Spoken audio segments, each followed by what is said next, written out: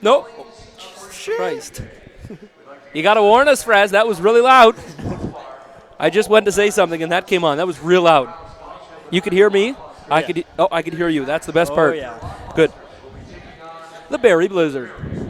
Attaboy, Mahood. Was there junior CLax? I don't think so. Oh, okay. Check 1, 2. Yes, sir. Here we go. How long in the VO? 12 seconds again. 12 seconds, then another VO, then right on camera. Then do standings. Then to starting goalies. Oh, okay. All right, okay. I'm not swearing. Check 1, 2. Oh, we're here. Yeah. Perfect. You got it. Okay.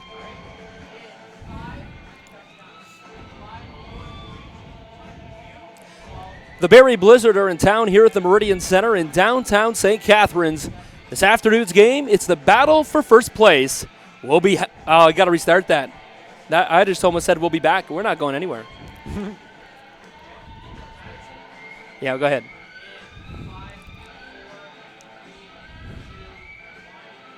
The Niagara Lock Monsters looking for their 4th consecutive win on home floor. This time, though, it's the battle of first place against the visiting Barrie Blizzard. The game is right around the corner. Good. Sure. Is this where we're doing a wide shot of the exterior? Oh, so welcome to the Meridian Center. Yeah. That's easier. Yeah. A beautiful sorry. I almost said Sunday. I'm used to Sunday games. A beautiful Saturday afternoon in downtown St. Catharines, where the Niagara Lock Monsters come in a game 4-2, and the Barrie Blizzard come 4-3 in this battle of first place. Spencer Tangway alongside Kennedy Diet here at the. Oh, I thought. Oh. Wait. Can't we do it that we're just recording at the same time? Yeah, do that. That's way easier for us. Okay, here we go. So we're going to be on camera this time. Yep, that's right. Welcome to the Niagara region here in downtown St. Catharines, where the Niagara Lock Monsters are looking for their 4th consecutive home win, and they're taking on the 4-3 Barrie Blizzard. Welcome to the Meridian Center. I'm Spencer Tangway alongside Kennedy Diet, and today's game, as we mentioned, Kennedy, the battle of first place, and this is a game where Niagara can really stretch themselves from the pack, as this will be their 4th consecutive win on home floor. Definitely, and both goalies on each team are fantastic. You really got to expect a good game out of these guys, and definitely a rough one. These teams are... Yeah, I couldn't hear him. I was just going to say I couldn't hear him, and you probably couldn't hear yourself. No. Yeah, we're going to...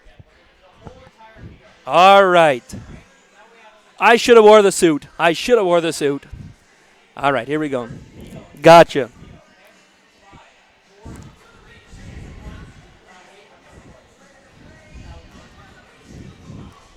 This is like take 4.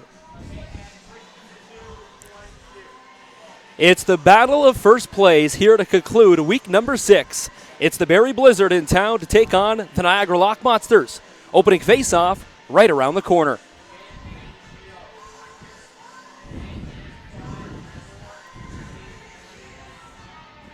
How about a beautiful afternoon here in downtown St. Catharines as we get a nice outside look at the Meridian Center, the home of the Niagara Lock Monsters. Spencer Tangway alongside Kennedy Diet to call today's afternoon matinee game, where it's the Barrie Blizzard of Tau Kennedy to take on these very strong Niagara Lock Monsters. It's a game that both teams really want to win. As we mentioned, the winner of this game will take that top and number 1 seed. Definitely. You know, you really got to watch out for both these goalies. They both have the potential to have amazing games. They were both the top 2 goalies last year, and it could definitely be a rough game as well. Well, as these two teams come in and we're looking for the top place, let's take a look at how these two teams stand in the standings. The Niagara Lock Monsters currently in first place with a record of 4-2. Barrie Blizzard, though, currently in third with the goals differential of 0, so they'll get the third camera. We got to restart. I definitely just said third camera. Correct. Yep, no. Not the whole, just not the first one. We don't have to do the 12-second one again, do we? Or we can. Whoa, okay.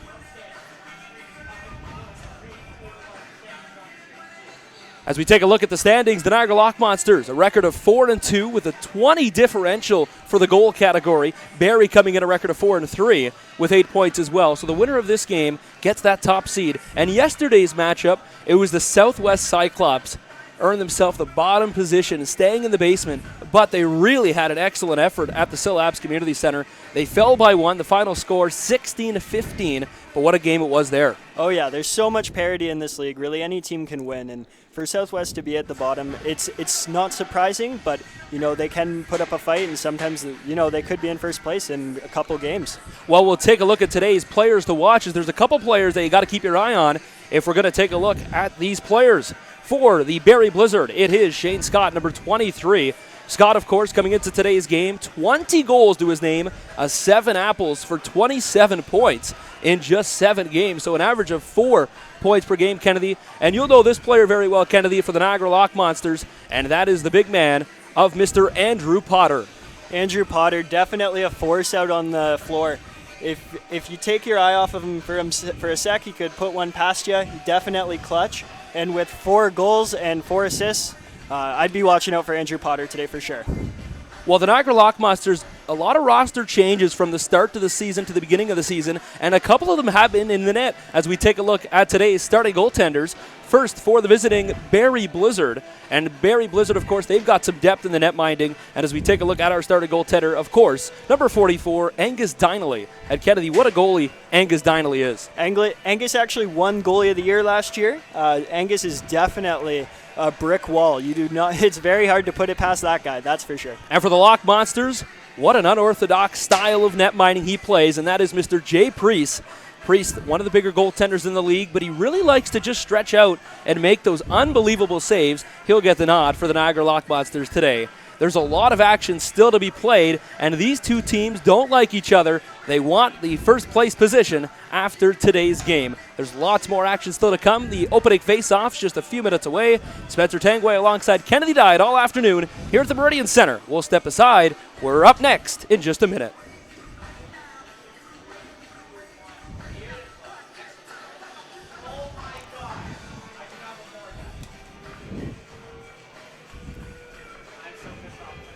Are you serious?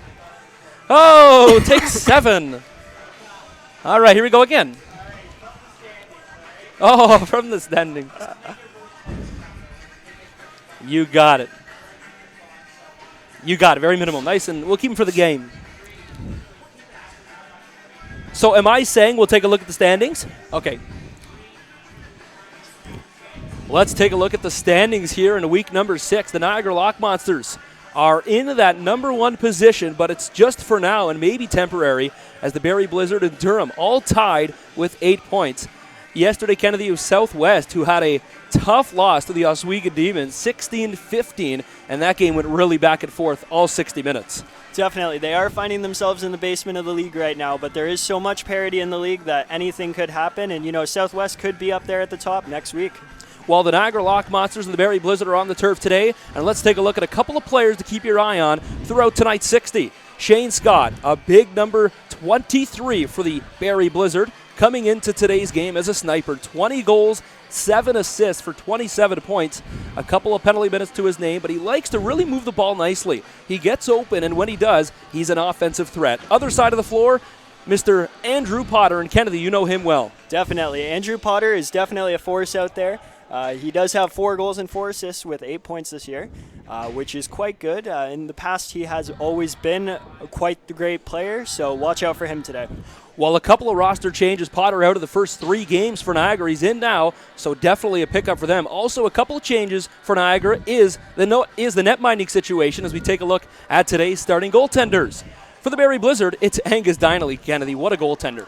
Angus is a great goalie. Angus was actually the goalie of the year last year. So as that shows, he is fantastic and definitely a brick wall out there. 200 feet away down the floor for the Niagara Lock Monsters, it is Mr. Jay Priest. His backup this afternoon is Connor Danko. And with Priest, such a big goaltender, an unorthodox style, really likes to stretch out and makes those key saves that the fans can really react to that you might not see just an average standard positioning goalie like to make. But there's so much more still to come, and these two teams, Kennedy, are really going to fight it out here tonight. Definitely, 100%. Well, we have to step aside. The opening face-off is just a few minutes away. Grab a drink, grab some popcorn. It's a battle for first place right here at the Meridian Center, and it's coming your way next.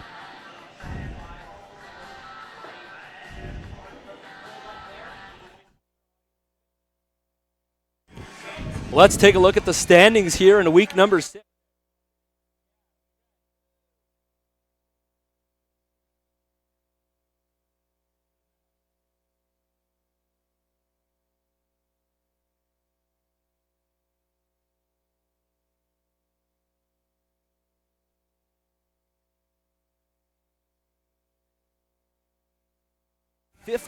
And that game went really back and forth all 60 minutes. It's the battle of first place here to conclude week number 6. It's the Barrie Blizzard in town to take on the Niagara.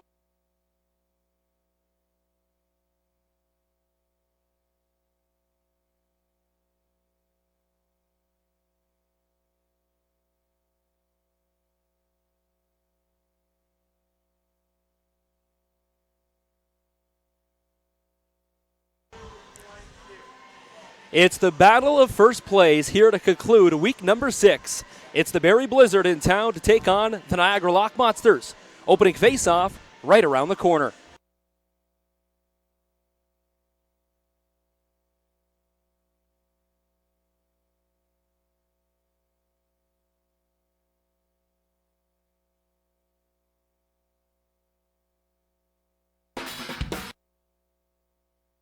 Battle of first place here to conclude week number 6. It's the Barrie Blizzard in town to take on the Niagara. It's the battle of first place here to conclude corner.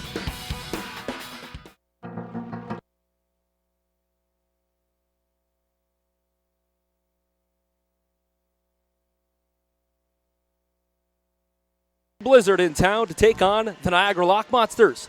Opening face-off right around the corner.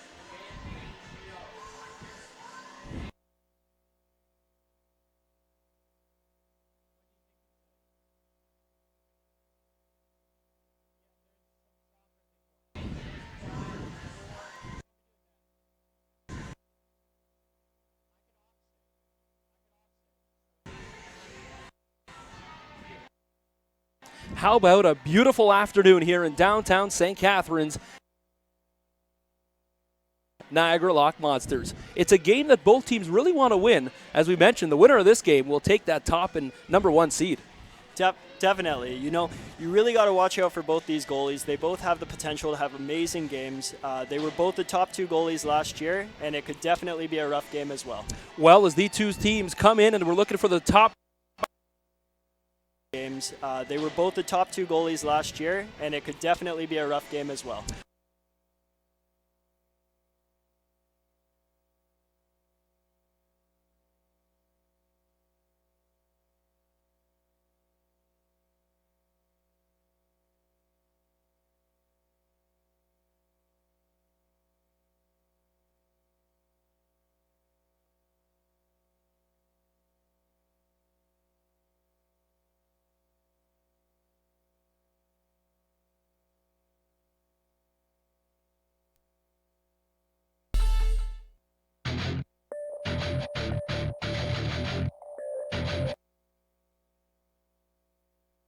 How about a beautiful afternoon here in downtown St. Catharines as we get a nice outside look at the Meridian Center.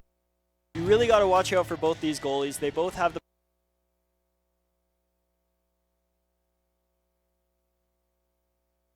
take that top and number 1 seed.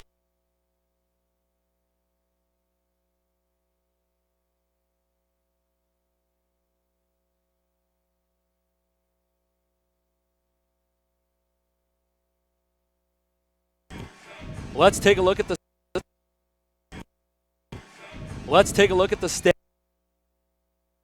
standings here in week number 6. The Niagara Lock Monsters.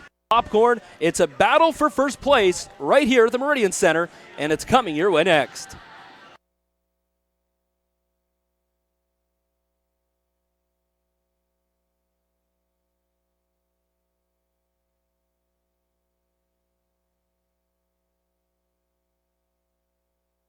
Oswego Demons 16-15.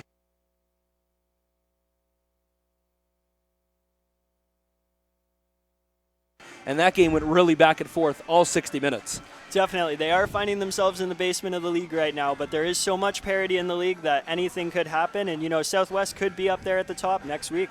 While the Niagara Lock Monsters and the Barrie Blizzard are on the turf today, and let's take a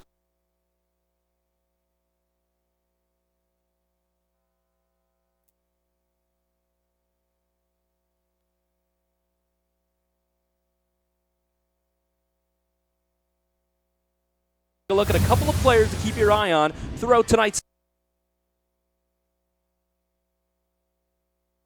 60. Shane Scott, a big number 23 for the Barrie Blizzard, coming into today's game as a sniper. 20 goals. While a couple of roster changes, Potter out of the first 3 games for Niagara. He's in now, so definitely a pickup for them. Also, a couple of changes for Niagara is the net minding situation as we take a look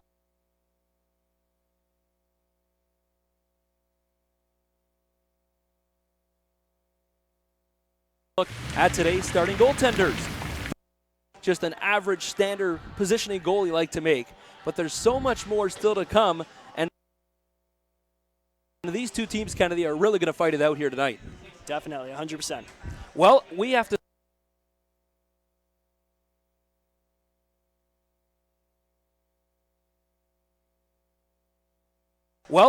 to step aside. The opening face-off will just a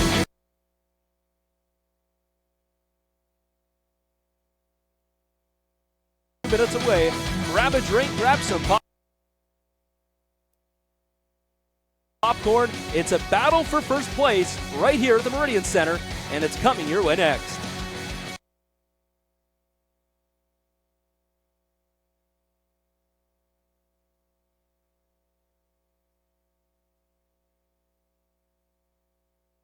And it's coming your way next.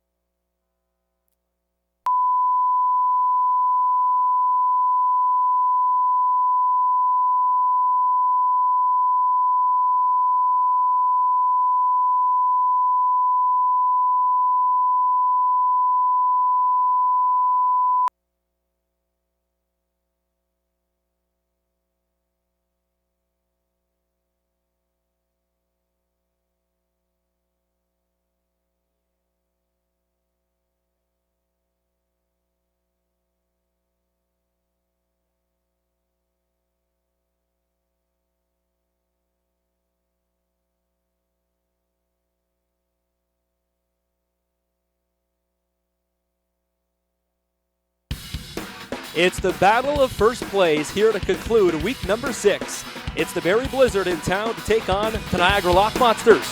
Opening face-off right around the corner.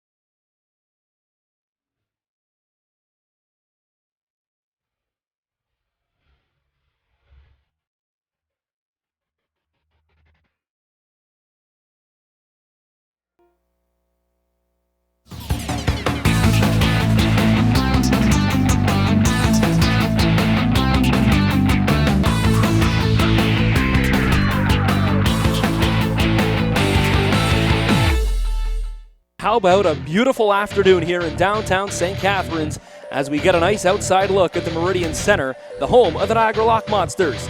Spencer Tanguay alongside Kennedy Dye to call today's afternoon matinee game, where it's the Barrie Blizzard in town, Kennedy, to take on these very strong Niagara Lock Monsters. It's a game that both teams really want to win. As we mentioned, the winner of this game will take that top and number 1 seed. Definitely. You really got to watch out for both these goalies. They both have the potential to have amazing games.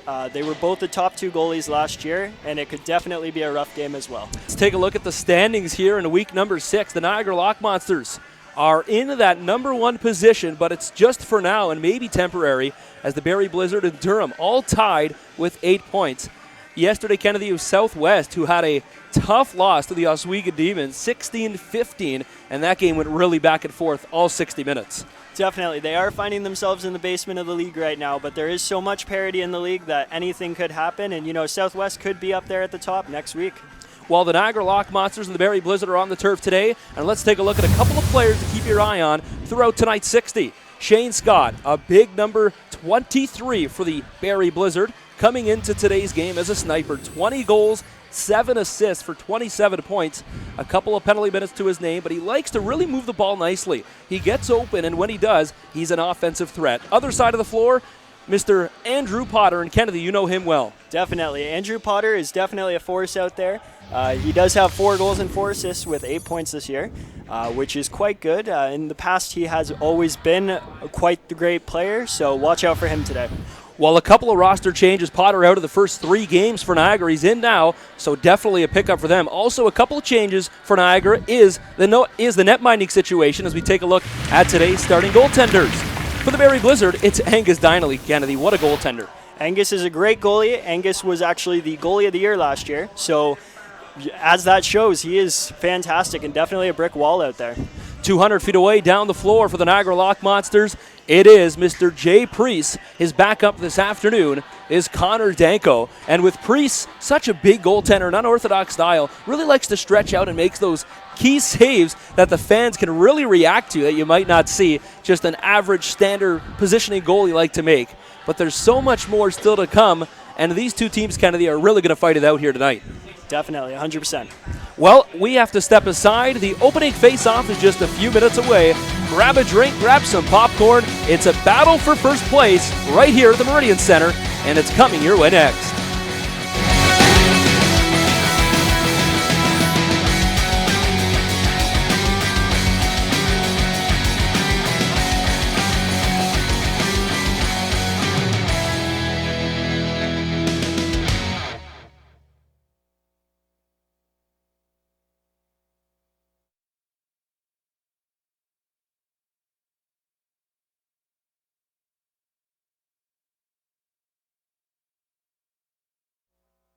Fourth home game for the Niagara Lock Monsters, and it's a matinee game against the visiting Barrie Blizzard here on Cully's Appreciation Day for a nice opening ceremony before we get to today's game. Kennedy Diet alongside myself today to call today's action. We'll pause for the National Anthem of Canada.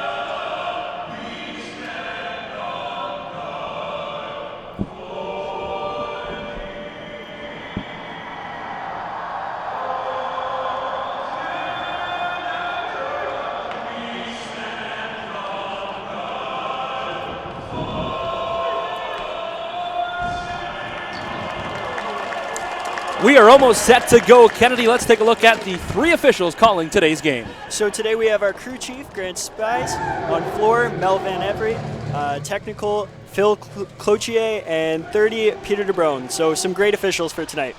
We are almost set to go. Let's take a look at a couple keys to the victory. First for the Barrie Blizzard, and they have to be getting physical. The Niagara Lock Monsters have owned this turf. Perfect 3-0 here, and they have to also get a lead early. Niagara seem to own this floor, as I mentioned, Kennedy, and when they do, they really like to spread the lead. And when they're on offense, get a couple off-ball pick and rolls going, open up that shooting lane and get a nice quick offensive start and get inside on Mr. Jay Priest. Other side of the floor, Kennedy, the Niagara Lock Monsters. So they just need to play their game. They are a good team. That's why they're at the top of the league right now, so they need to do that. They need to keep opening up on offense. They need to bring things to the outside, and they need to bring it in. We are almost set to go here. A good crowd on hand here at the Meridian Center on Cully's Appreciation Afternoon. Spencer Tangaway alongside my great partner Kennedy Diet to bring you today's CLax action. Thanks for tuning in. I hope you're going to enjoy this afternoon's game as much as we will here. The Niagara Lock Monsters will wear their purple sweaters with white trim and black and purple numbering. The Barrie Blizzard in white with the silver and purple trim. Face off one back by the Barrie Blizzard, and they will run from right to left. Barrie on the opening offensive unit here, getting the ball up top. A couple of key players out of the roster for Barrie here, so we'll see how they can react, as that pass was intended for number 14, Caleb Wiles, but Niagara takes it over. Kennedy, we'll see how Niagara can really react here on this opening 30 seconds and see if they can make it a 1-0 game early. Yeah, they need to get a fresh start right off the bat. They need to go hard. If they really lack, then it could be a whole different game, and you never know what could happen here. So hard right off the bat, and we should get a good game. Outside shot clearly turned aside by Angus Dinelly. As we mentioned earlier, goaltender of the year last year in 2015. Ball's here on the near side for Brandon Slade. Slade just trying to get away from traffic, went to the far wall, ball pops out front, one fake, two fake, they score! Niagara leads 1-0. Nice goal by Caputo on that one.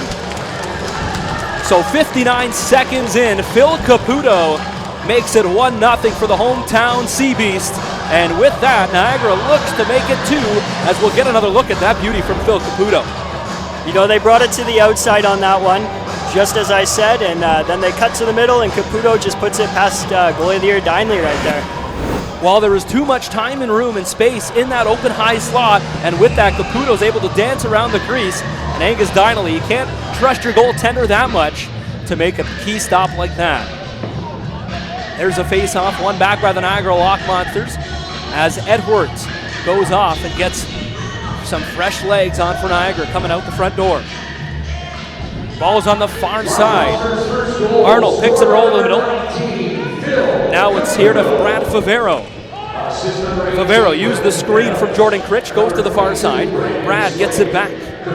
Favera with the ball, 5 on the shot clock. Looks, winds, and fires. That one caught Mr. Donnelly up high. Nice Rebound. shot. Nice shot. Well, it was a good, hard shot that caught Donnelly kind of off guard. As now they try to go back to Critch. Critch the shot. That goes off a couple of bodies. And now it's on the far side, picked up by number 18. That's Mark Cockerton for Barrie.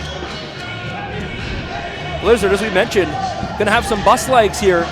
Coming a couple hours to the Meridian Center with a couple of their key players out. Priest on the turf and makes that save. And Kennedy, looks like our opening penalty. It's going against Niagara. Yeah, this game definitely could get rough. If they keep it up and there are penalties, then, you know, the refs are really going to have to take this game under control because it could get rough, just as Barrie and Durham did last week. Well, we'll get our first look at the Barrie Blizzard power play. Niagara's in the box, a 2-minute minor for slashing at the 2:02 mark. So a power play opportunity. And Cockerton plays the quarterback position up top. Cockerton with the ball. Behind the back, flip pass to the far side. Shot. Priest steps to his left and makes the shoulder save. Niagara, sloppy turnover there. It's an unforced error by John Arnold. And Cockerton just gets it back. Cockerton has Scott to his left. He goes to him. Back up to Cockerton. Fake now goes to the far side. Underhand shot. Caught a piece of Priest. It stays Barrie Blizzard ball. That is exactly what Barrie wants to do. Those low shots are the ones that go in. They try it again. What a kick save by Mr. J. Priest. Ball's in the far corner now. Just a quick fake. Ball is back up top. Mark Cockerton. Right back. They play catch. Gets it back. Scott, who wears number 23, wants it. He doesn't get it. Great ball control here by the Barrie Blizzard. Loose ball picked up by Jay Priest. He looks to go up the floor. Now he tries to stretch that. Might be out of the reach. And it is just a little bit out of the reach of Dustin Gatt. Dylan, of course, the younger brother of Dustin Gatt, both who played time for the St. Catharines Athletics Junior A program. As now Barrie still has 50 seconds remaining on the 5-on-4. As a big hit. That one looked like it hurt on that. Let's see if he's all right. Well, with him on the floor, a penalty coming. The trainer immediately called over as just a big, solid, almost kind of hockey-style shoulder check. As on the turf for Barrie is number 22, I believe, and that's Dustin Caravello. Hopefully Caravello is okay. You know, he is a big player for the Blizzard. 5 minutes for elbowing. It's John Arnold heading off. It's going to be 5 in a game for elbowing, as we'll take another look right here. Watch the loose ball pick up and boom. For 5 up. You have the ball. Yeah, point number 12. So they're giving him 5 for elbowing, and that is just, it's a textbook hockey hit, but he does kind of get his elbow up there. Yeah. And if they're going to call that elbowing, I guess it's a 5 in a game. The second that elbow comes up, you really got to watch, and I think those refs did a fine job with that play there. So a 5-minute power play, as it's 5-on-3 now for 43 seconds. Starting off with the ball for the Barrie Blizzard on this 5-on-3 opportunities, Mr. Mike Maudsley. Maudsley's going to hang high. This is a very traditional style of lacrosse. So they'll play 4-on-3, and they'll just try to open up that shooting lane. Ball's on the crease. They wait for Priest to dance. He's not going to move. They try to go short side. He's there again. Cockerton down low. Cockerton gets it back up. That shot well over the glass, and Maudsley there just to grab that loosey. Yep, that's perfect for Maudsley to be back there. It's a 5-on-3. You know, let that guy be back there to grab that. That was a close one right there. He tried to reach up and grab that one. It's just a little bit too high. His foot just crossed the line. 11:05 remaining in the opening quarter. Here's Brooker Muir. Muir running around, trying to kill off the 5-minute power play that Barrie is now on. It's 5-on-4. Barrie's 0 for 1 with the man advantage. Muir, fantastic job, finds the open down low. And Edwards is just going to pull that one out. Now up to Zach Reed. Reed, nice little spin. Oh, that's excellent. That's just quick instincts, and that's what's going to get it done. 3 on the clock. They're going to do a fantastic job and kill off the full 30. Reed's currently a Buffalo Bandits prospect, so the fact that he's playing in CLax right now is awesome for the league, and you know, guys like Zach Reed are what makes this league so exciting. Well, the Bandits, of course, last night, a tough loss to the Toronto Rock, as Toronto picked up their first one, and we're going to talk about prospects. How about Dave DeRusio, as Barrie almost found the back of the net the first time. DeRusio, of course, called this place home with Niagara just a year and a bit ago. Yeah, he was one of the top goalies. He played fantastic when he was in Niagara. He's a big guy, and he was perfect. He was perfect. He had a shutout after a quarter and a half last night. Now down low to the far side, doubling the ball. With the ball now is Fowler. Fowler trying to spin away from traffic. Right on him, though, is the Barrie Blizzard. They take it over, and now it's on the near wall. Flip pass there from Rob Koger to start the power play for Barrie. 0 for 1 already tonight. They still have 2 minutes 58 seconds left on the major. Ball's up top to the near side, coming up top to claim it. They go to the crease instead, and that's picked off. Niagara coming in 2-on-2. They'll try to kill off another 30. Here's Jordan Outby. They go to the crease. Quick shot, how about that? Wow. Look at that cut to the net by Caputo. That's 2 for him so far. And not only is it 2 for him, that's 2 in pretty much the same exact spot on the floor. 19-25. That is right. Caputo actually a great player. He's very quick. So we have a draw now. They're just calling in the play. The players are coming off the restraining lines there. And they're calling it possession for Niagara. Looks like there was a little bit of illegal play on the faceoff. So 2-0 for the hometown Lock Monsters. Both go to Phil Caputo. Brookermuir. They get it down low. Barrie's got to double the ball or else they're going to get called and get a full reset. They double with the ball. Fowler. Now they're tripling the ball. He's still got it. Pops out. Tim Edwards has it. Niagara's coming off fast today. It looks like they're playing for this big hometown crowd tonight. There's a low shot that just went low to high and almost got Grant Spees, today's crew chief. And we mentioned Niagara really can dominate at home. They're the only team in the league that's perfect at home. Durham was until last week when they fell in week number 5. But this would be 4 straight for the Niagara Lock Monsters on home floor. In years past as well, it's not just this year. In years past, they actually have done quite well at home. They've definitely found success, and I think it really does start at their goaltending. Their goaltenders seem to rally behind that hometown Niagara crowd, and these fans are passionate about the game. Well, it doesn't matter if it was the Seymour Hanna or the Meridian Center. There's an outside shot, kicked aside, picked up by number 25, Mr. Jordan Helpy. Bounce pass to the near side, finds Mitch Dumont, team captain. Dumont just slowly walking over half as they still have 1:15 to kill. Dumont is going to get pressured here, doubling the ball. Right on him is Shane Scott. Looks like he's going to ragdoll that in the corner. Let the play slow down. They are still on a penalty, so they are looking at slowing that down, making sure Barrie's chances are very limited. Brookermuir on his wrong side of the floor just dumped it in the corner, and now they'll get a reset for Barrie. Shane Scott coming on. He's been on the floor for quite some time now, going up and down the floor on this power play. You think that they need to get that monkey off their back if they're Barrie at this point. You know, they really got to get that first goal, and Shane Scott is definitely a goal scorer as he's one of the leaders in the league in points right now. Well, that was a little bit of pressure coming from Niagara, and with that, that's going to be a penalty. An unsportsmanlike minor penalty coming against the Niagara Lock Monsters. So America another 5-on-3 for the Barrie Blizzard.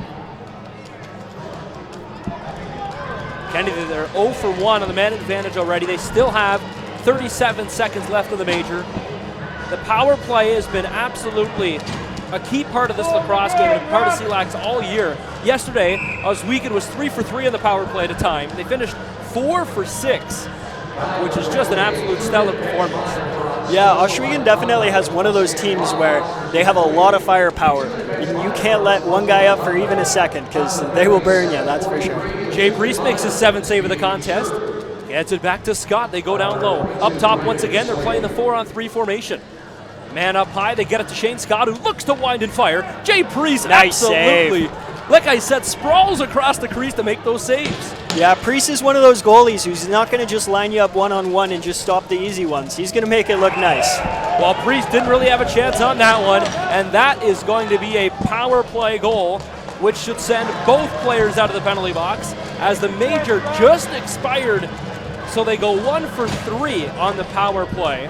Number 7. And we're back to 5-on-5. Take another look at it. It looks like Brad Levick just puts it right over his shoulder on this. Just real nice touch.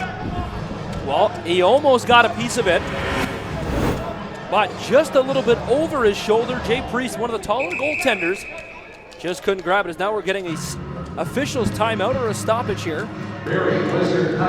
As we'll figure things out, as it looks to be just The 5 was over? a confusion error. As we hear Grant Spees, our crew chief, just asking if the 5-minute major was over.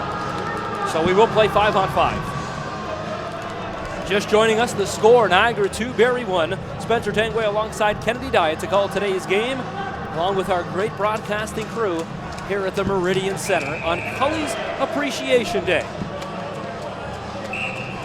Yesterday here, Kennedy, of course, the Niagara River Lions had a game. They fell to the Windsor Express 96-93. Wow, close one. A close ball game here, and we got another close one. The fastest game on 2 feet between Barrie and Niagara. Gatt tries to run over his man. There's a shot. Back-to-back goals for the Barrie Blizzard. That was a perfectly timed bounce. He put that right in the perfect position to go over that shoulder.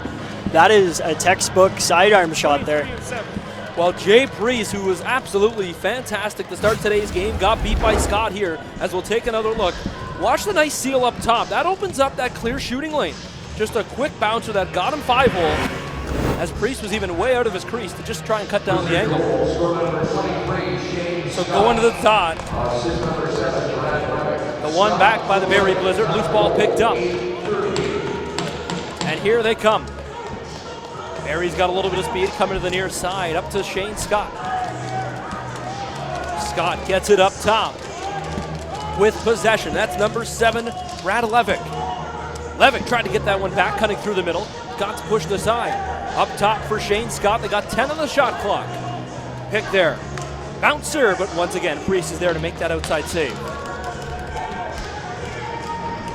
Niagara just going to slowly settle things down here and regroup. 2-2. It was 2-0 for the hometown Niagara Lock Monsters.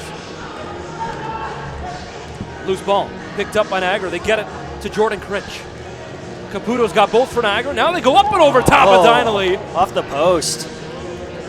Goalie's best friend makes the save. It's not even going to count as a shot on goal. Bounced off the turf up to Jordan Critch. Critch now gives it up. 88 is Craig England. They go all the way across the floor, east-west. There's a shot from Tainhouse, the save. And Dyneley controls the rebound. Tainhouse has one of the best shots in the league. That guy, if you blink, you'll miss it because it is fast. Well, Tainhouse, of course, who played so many years in the National Lacrosse League, 5 different clubs. With his last one, of course, now, of course, being the Niagara River Lions, Niagara Lock Monsters, as there's a shot. Played for the Rock Bandits, spent some time in Calgary. He's been all over the map in the National Lacrosse League. He was actually at his best when he was in Boston. He was quite a great player out there. Fan favorite. Well, a quick one there, got by Priest on the short side. It's a bouncer. 21-19. As we'll take a look at the monitor here at the Meridian Center and check how that one went in. As now it's a 3-2 lead for Barrie. Here's a quick recap of that one here. Just watch a quick little feed. They right over top, but back down the other side of the floor. Barrie's going to find the short side.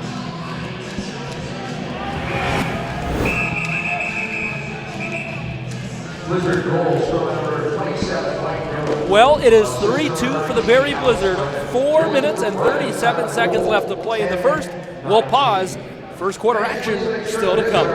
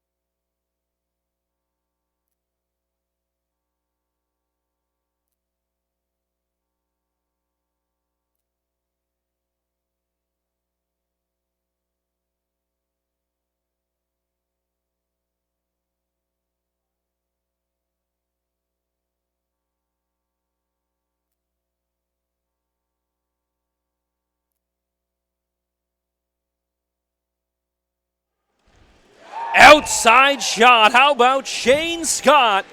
Make it 2 for him on the campaign, 2 for him on the day, and that's 22 on the campaign, as we'll take another look in just a second at Shane Scott's absolute underhand rip. And we're back at it, and it looks like Shane Scott, you know, he put that in as fast as he could. He wants to get the quarter started nice. Well, Kennedy, look at this one right here. Shane Scott just takes a quick underhand rip right over top of Priest, who thought he was going low. So the Barrie Blizzard win that as Niagara got called on a face-off violation. Ball's on the near corner. They go up top to the top left position. Penalty coming against Niagara. Barrie's heading to their 4th power play. Pulling it out now is just going to be Caleb Wiles, waiting for a 6th Blizzard. And Dinley's on the bench now, so they got that 6th man out there. So a small little mini power play as they go across the crease. Oh, what a stop! Wow. By Angus Dinley. That might be the save of the year. That was beautiful. Jay Priest actually on that save as Dinley was on the bench. I had him in my mind. What a big stop by Jay Priest, as we'll definitely get another look at that one as a delayed penalty first coming to the Niagara Lock Monsters. So Kennedy, look at this one right here. All the time in the world. 1-2 right off his stick and up into the air. It looks like the Blizzard player tried to outweigh Priest there, but Priest just wasn't allowing it. He had the patience, and his stick came up, and there was no chance. No chance. Well, 4th power play now for the Barrie Blizzard. They're 1 for 3 this afternoon. Scott gets it up top to Cockerton, who goes to Caleb Wiles. Wiles mishandled the ball, but he got it back safely. Wiles up to Cockerton. The shot once again over the shoulder of Jay Priest. It looks like these outside shots are definitely working for Barrie here.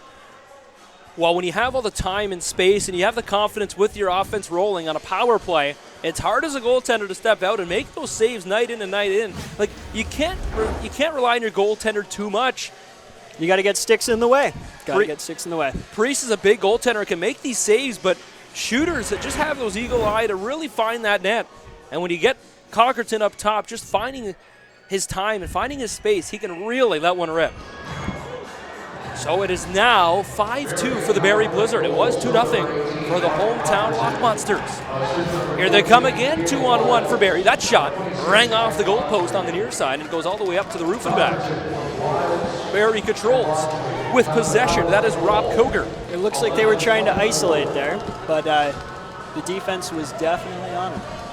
Koger gets it back on the far side. The left-handed shooter spins away from number 9 of the Lock Monsters, Brian Neufeld. Neufeld had an absolute fantastic game here a couple of weeks ago at the Meridian Center. First star of the game. We'll get to our first star and second star and even our third star selection following the final buzzer. Be sure to tweet him in at JVI Video. 15 on the shot clock. They get it all the way up top. Now he's just going to backpedal. 10 on the shot clock. Pick coming. And it's going to be called a moving pick. Niagara takes over. I think Niagara really going to have to start to pick it up a little bit here, as you can't get down by 4 in the opening quarter. Yeah, that's definitely not a spot you want to be. That's a hole, and that hole is very deep. How about that? Make that a hat trick. Natural hat trick. Phil Caputo gives them a natural hat trick. 5-3. Barrie leads Phil Caputo 5-3. Look at Caputo go. Just a great player, as I said earlier. You know, if you give him a second, he can make you pay. He's a rookie this year, but he's definitely making an impact this year. Well, in the summer, he's a shooter as well, and he's bringing it right here. This is what the Lock Monsters wanted in Mr. Phil Caputo. With possession now, Niagara, as we mentioned, they just got to pick it up a little bit, and here they go. They get it down low. What a quick swim move. What a save, though, by Dinley. Wow, Caputo almost potted his 4th on that one. That would have been amazing. Well, why not ISO Phil Caputo and just let him do his thing? We got 120 seconds remaining in the opening 15. Whoever's got Caputo on their fantasy roster, they're in for a treat today. That's right, the winner of that CLax Fantasy walking away with a nice 50-inch flat screen, as there's still a couple more weeks to go. Loose ball battle on the far side to the left of Jay Priest is won back by the Niagara Lock Monsters. And here they come. Full change for Niagara, as well as some fresh legs for Barrie. Edwards, just a little flip pass, and Edwards is going to go to his correct side. With the ball, Jordan Critch. Critch looks to shoot. That's about 3 feet over the net high. Former Southwest Cyclops, Jordan Critch, made such an impact last year, and he was a great pickup for the Lock Monsters this year. Well, Niagara find themselves in a hole here this afternoon. They're down by 2, and they're not usually down at home. I think every single time they've led, at least the majority of the game so far. Definitely. Outside shot, rebound controlled by Jay Priest. Interesting to note, actually, the backup netminder for the Niagara Lock Monsters is not Connor Danko. It is number 65, Zach Bowen, as Jay Priest finds himself on the bench, 6-on-5, delayed penalty for Barrie. Yeah, there's a lot of depth with the Lock Monsters goaltending this year. They've had a lot of switches. They had Doug Buchan, who's actually a Saskatchewan Rush prospect practice roster player right now. Zach Bowen, Connor Danko, who's always a presence in this league. Yeah, they've played amazing, but it looks like Jay Priest has been getting the nod the last couple games here. While Spencer Janes goes down for the quick 2-minute minors, we'll take another look at that last goal by Phil Caputo. Phil is just finding his groove, a quick outside shot that beats Donnelly, and really coaches love when players shoot it there. That's the low bouncer in the goaltender's hand. Hardest spot to save if you're a netminder. Favero to the near side. This is a first power play opportunity for Niagara. Swinging east-west across, up top, Tainhouse. He's got that killer shot. Underhand blast that hits the goal post. Quick foot race for it. Chasing after it is the Blizzard. Tainhouse just runs over his man. There was quite some hustle there by Tainhouse, but you can't hit him in the back. Any coach will tell you that there's a stop sign on the back for a reason. Well, Tompkinson was going after that one quickly, and when he picked it up, he got sent right to the turf. But Tainhouse respectively respects the officials. He's one of the best players in this league, and he really understood that, yeah, you can't do that, as we'll take another look right here. That's pretty much textbook checking from behind. So the power play for Niagara is over. They're 0 for 1. 25.3 on the game clock. Shot clock is turned off. 4-on-4 opportunity for Barrie. Caleb Weil spinning away from Reed. Now to the near side for Shane Scott.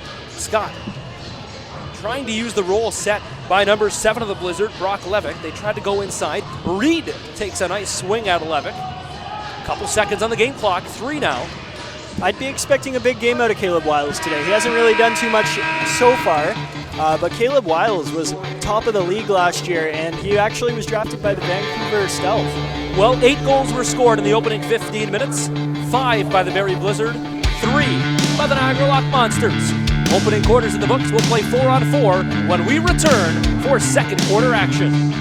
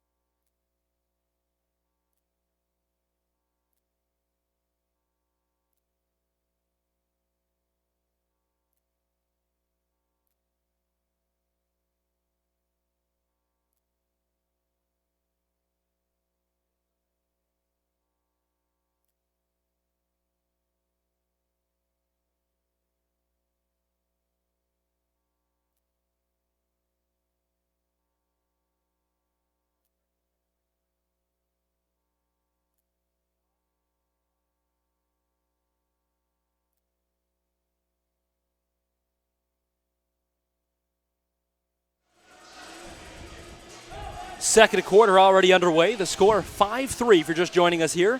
Spencer Tanguay alongside Kennedy Dye and the rest of the broadcast team. There's a shot by Brooker Mears, saved by Angus Dineley. Back they come, one-on-one. Here comes the Barrie Blizzard. Tompkinson goes for a change. He got that one to Levick. Quick bounce pass. Cutting in. That never even touched the net. No reset. Picking it up is Reed. Reed's got it. And now he connects to Dumont. Dumont's got Edwards on a 2-on-1. Shane Scott back for Barrie. Dumont, bounce pass. Unusual style of passing, and that's just too sloppy by Niagara. Yeah, that was an opportunity wasted right there. If they shot that, any shot that goes on net is a chance. So they should have put that one on net and not been so fancy. Spencer Janes out of the penalty box, 5-on-4 for the Barrie Blizzard. And how about that? How do you do? A slam dunk by the Barrie Blizzard over top of Jay Priest. Yeah, he was streaking down there. Well, how about Caravello, who was kind of shaken up in the first quarter, unable to finish the first, but now he comes in after seeing team medical attention and a couple of doctors. He comes right back on and he does something like that. Here's another look. Wow, that's great. What a bounce back for Caravello. If you saw him between quarters there, while everybody was getting the game talk from the coach, he was running back and forth doing laps of the rink, just trying to make sure that he was cleared to play. And I guess the trainers cleared him, and he bounced back very nice. It's like he didn't even get injured. Well, it is now 6-3 for Barrie. As now, here comes Niagara. Oh, how about that? Brandon Tainhouse.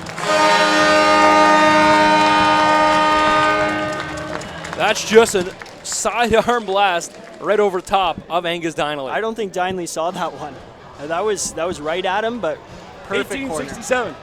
Well, lone assist on the goal goes 267. Joel Coyle, here's another look.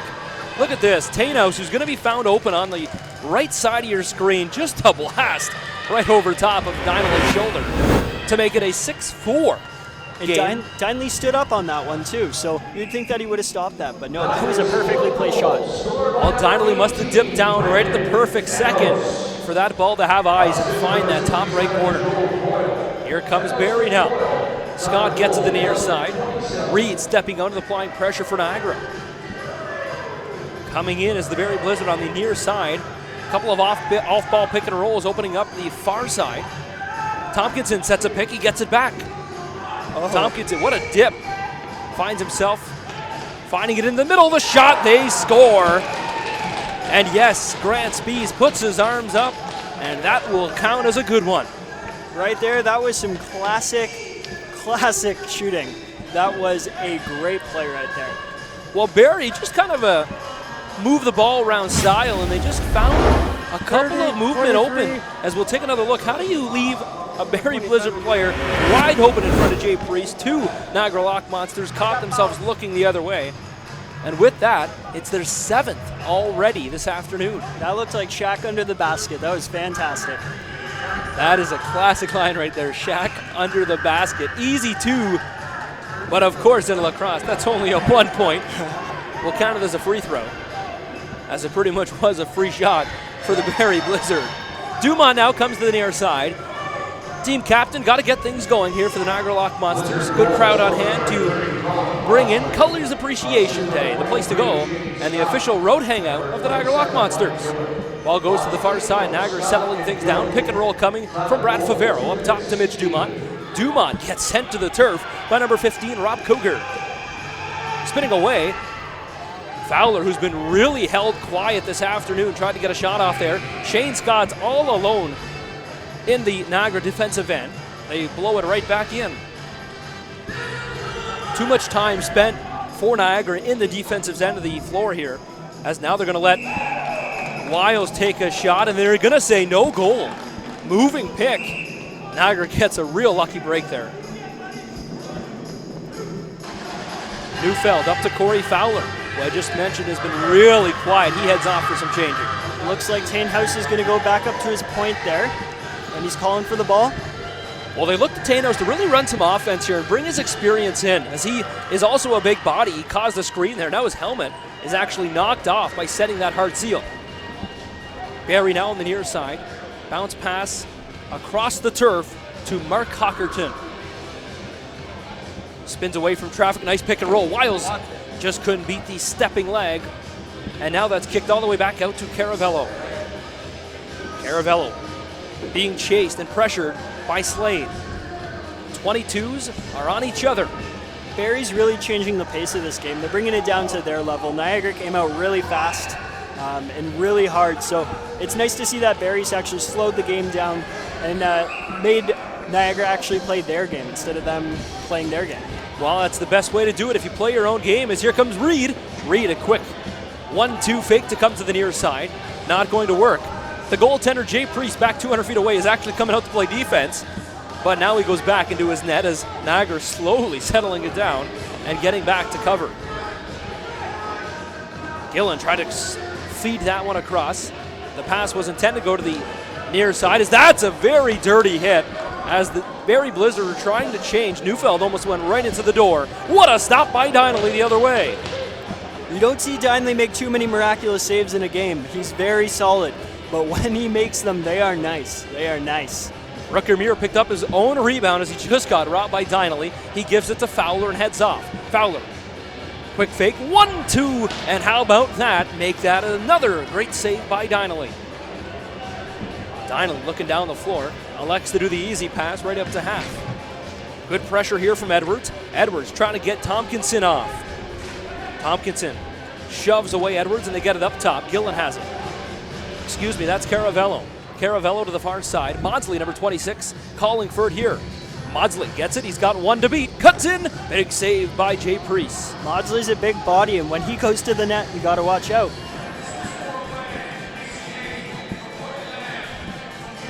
.944 to go. Caputo. One quick fake. Gets it up top off the turf. So excuse me for earlier, Zach Reed actually a New England Black Wolf, not a Buffalo Bandit. Sorry about that. Well, Brooker Muir, of course, he was one of their later cuts into their training camp. He actually played against the Buffalo Bandits in a closed game to the public, where it was Buffalo defeating the New England Black Wolves in that one a couple of months ago in preseason. Muir, of course, also playing Junior A hockey for the Niagara Whalers, who play out of the Port Colborne's Valet Health and Wellness Center. That's a multi-sport athlete. Absolutely. Right, he's played so many different teams in junior. He played for Welland, Niagara Falls, Caledonia, Guelph. He's been all over the map. he's accomplished. He's a lot like Bo Jackson. That's a good way to put it. Compliment to Brooker Muir there, as with 21 seconds on the shot clock, the score remains 7-4 for the Barrie Blizzard. Tainhouse just pump fakes and backpedals up top. Good pressure here, but a seal coming by Niagara. Flip pass, the seal works. That one off the turf and wide. Tainhouse able to stretch and make that save. What a cross-crease pass, but it's picked off by Barrie. Good vision from Tainhouse to not just panic and just look for the crease. If you give him time, he will find it. You got it. It's hard to give him time when he's got those bright green socks on, that's for sure. Undisciplined penalty coming against the Barrie Blizzard Cockerton, as Cockerton simply had to get back, but he gave a quick little slash in the crease. So a minor penalty coming as they do a little hidden ball trick. It stays up top left with Favero. Favero the shot. You can't take dumb penalties if you're Barrie, because Corey Fowler and those Niagara Lock Monsters, they will get you. There's a shot that Donnelly just comes out and slides to make the save. Power play coming for the Niagara Lock Monsters. That's their second this afternoon. How about some 3 stars of the game action? Be sure to tweet them at JVI Video. Tweet them who you think will be the first star, second star, and the third star. And maybe Angus Donnelly's. We'll take another look at one of his key stops this afternoon. How about this one? Brooker Muir. Donnelly's just able to stay with it and get his stick up right on the quick second near side try. And Kennedy, you mentioned Donnelly is more of a composed goaltender. Takes after kind of like a goaltender Nick Rose or a Brandon Miller, who just uses his size to just really sidestep to the left and right and take down the angles. Correct. It would be nice to see him actually score a goal tonight, because actually Nick Rose did that last night in the Toronto Rock game. And I have very rarely seen one of those. Well, it's definitely a statement coming from the goaltender Nick Rose, saying that if the offense isn't going to put it in, they came into that game 0-6. Maybe I have to do it for my own end. And he took matters into his own hands, putting one 200 feet away in the empty cage. Niagara got a long shot off the crossbar. Souvenir for the fan. who goes up a couple rows to pick up that Lucy. 25 on the shot clock. Power play opportunity, their second. Niagara's 0 for 1. Tainhouse plays the quarterback position. Good movement in the middle. Tainhouse gets a shot. That's off a foot. But they're going to call moving interference there. That one's going to feel nice in the morning. That is going to be a welt, absolutely. Spencer Janes, the captain for Barrie, stretches the floor. Shane Scott's got some room. Scott comes in, and maybe not the best decision to really try to go for it. He could have pulled it out, as it was a low probability chance. Two Lock Monsters kind of pushed him in. But now here's the hot Phil Caputo. He had the first three for Niagara.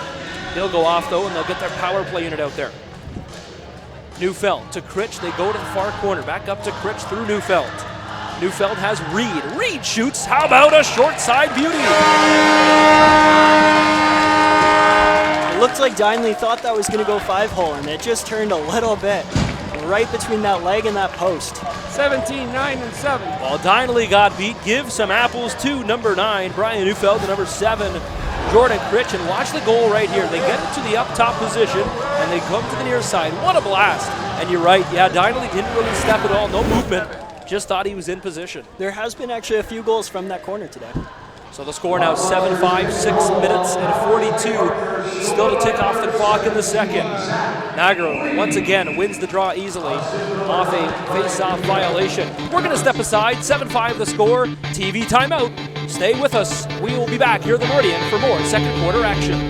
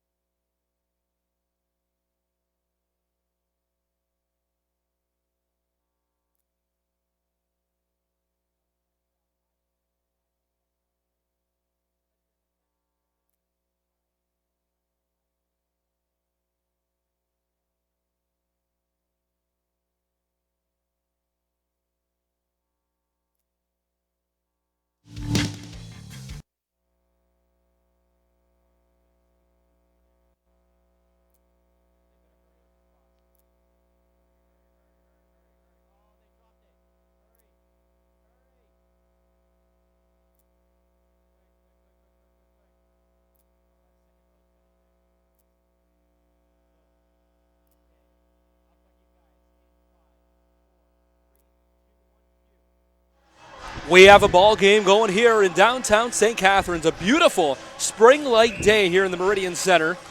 But a couple more games to talk about next week. Niagara will be in Oswego for a game on CLax 2, 7:30 start. And Southwest will be at the General Motors Center for an 8 o'clock start. Both those games will be fantastic, but more importantly, right now, Niagara has scored a nice one. We apologize if you missed that one, because we did too. It was just so quick right off the opening blow-in. As we'll take another look here at the replay. Watch the quick movement by Niagara to get settled on offense. They just simply move the ball quicker. It's been what they've been struggling with in this game, and when they quickly move the ball, the slot opens up easily like that, like Phil Caputo found out for his first two. Correct. Move it to the outside, then bring it in. Well, Cut to Edwards, that net hard. Edwards is going to find himself almost in the Barrie bench as the goaltender backup for the Barrie Blizzard. That's Rains Vino. I think he was just saying hello. I think he was either doing that or protecting him from going over, because Edwards almost found himself going right into the Barrie bench. Wiles with the ball, spinning away from Corey Fowler. Right-handed shooter. Oh, nice moves by Wiles. Very close goal. But Priest seemed to get up for that one. A lot of confidence by Wiles there to try to go up and over top as Priest slides across to make that save. Up top for Dumont. He's got Edwards, but Edwards is kind of out of the picture now as he's not looking. There's an underhand shot. Brian Neufeld.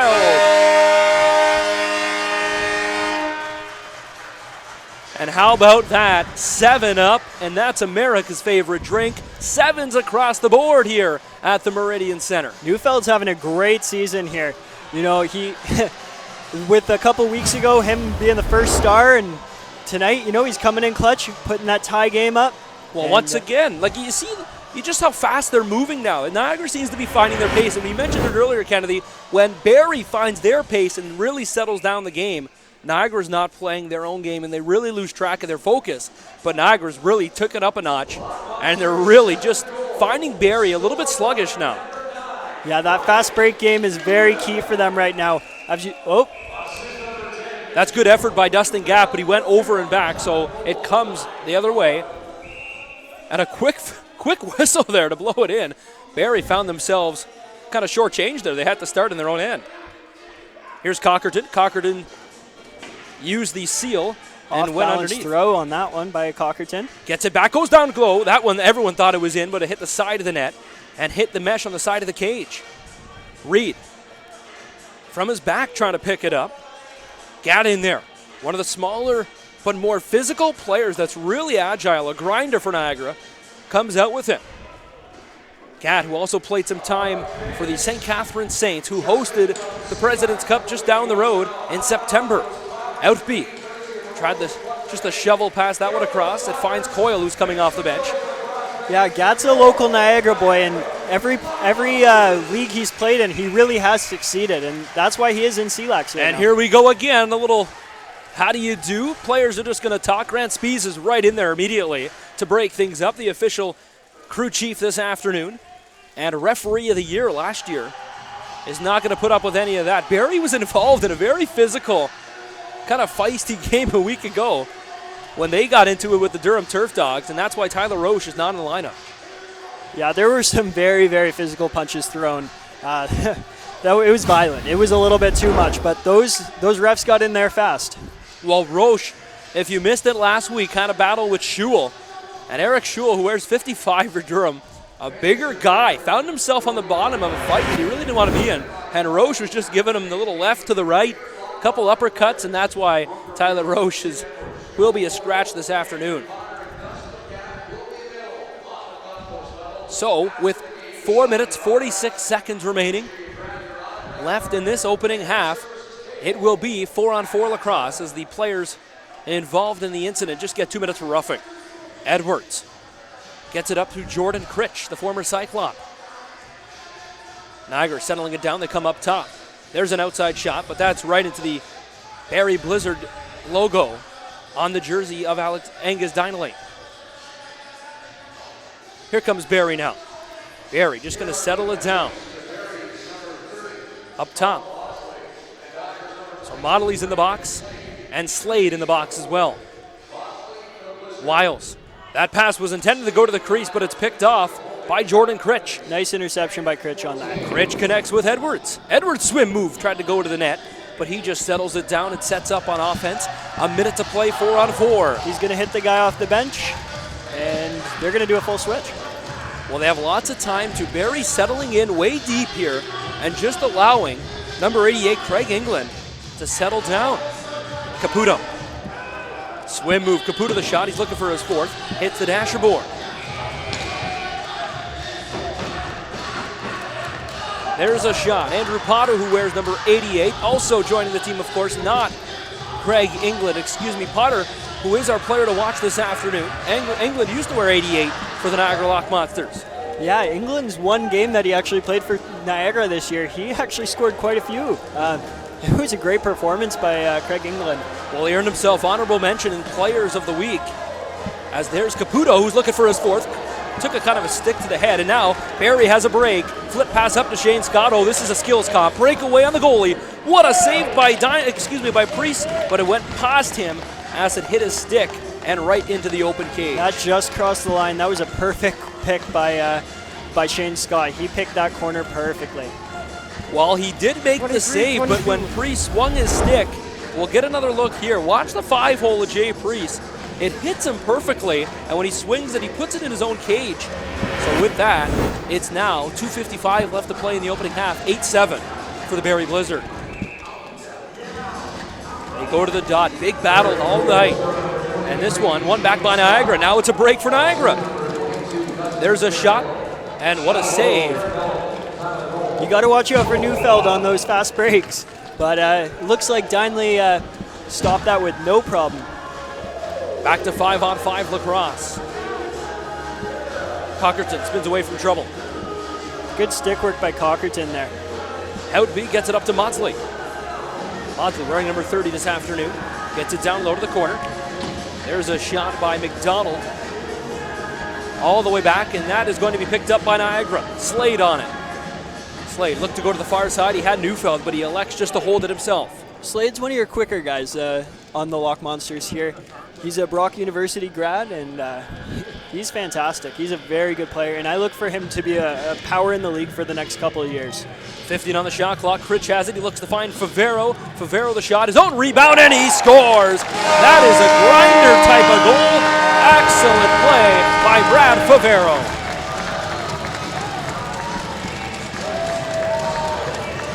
Kennedy, that's the effort that Niagara Lock Monsters need day in and day out if they're going to win this championship this year. Brad Favero, through all the traffic, finds his own rebound and just basically takes it himself right in. Brad's definitely a heart and soul player, and if he gets a chance, he will score. Well, take a look right here. There's the original shot. Finds his own rebound without panicking, takes the time and look to go on the far side. And with that, Niagara knocks it up at 8. Almost a delayed penalty against Niagara there as Edwards got a stick up on numbers 27, and that is Gillen. There's a shot turned aside. Solid save by Priest on that.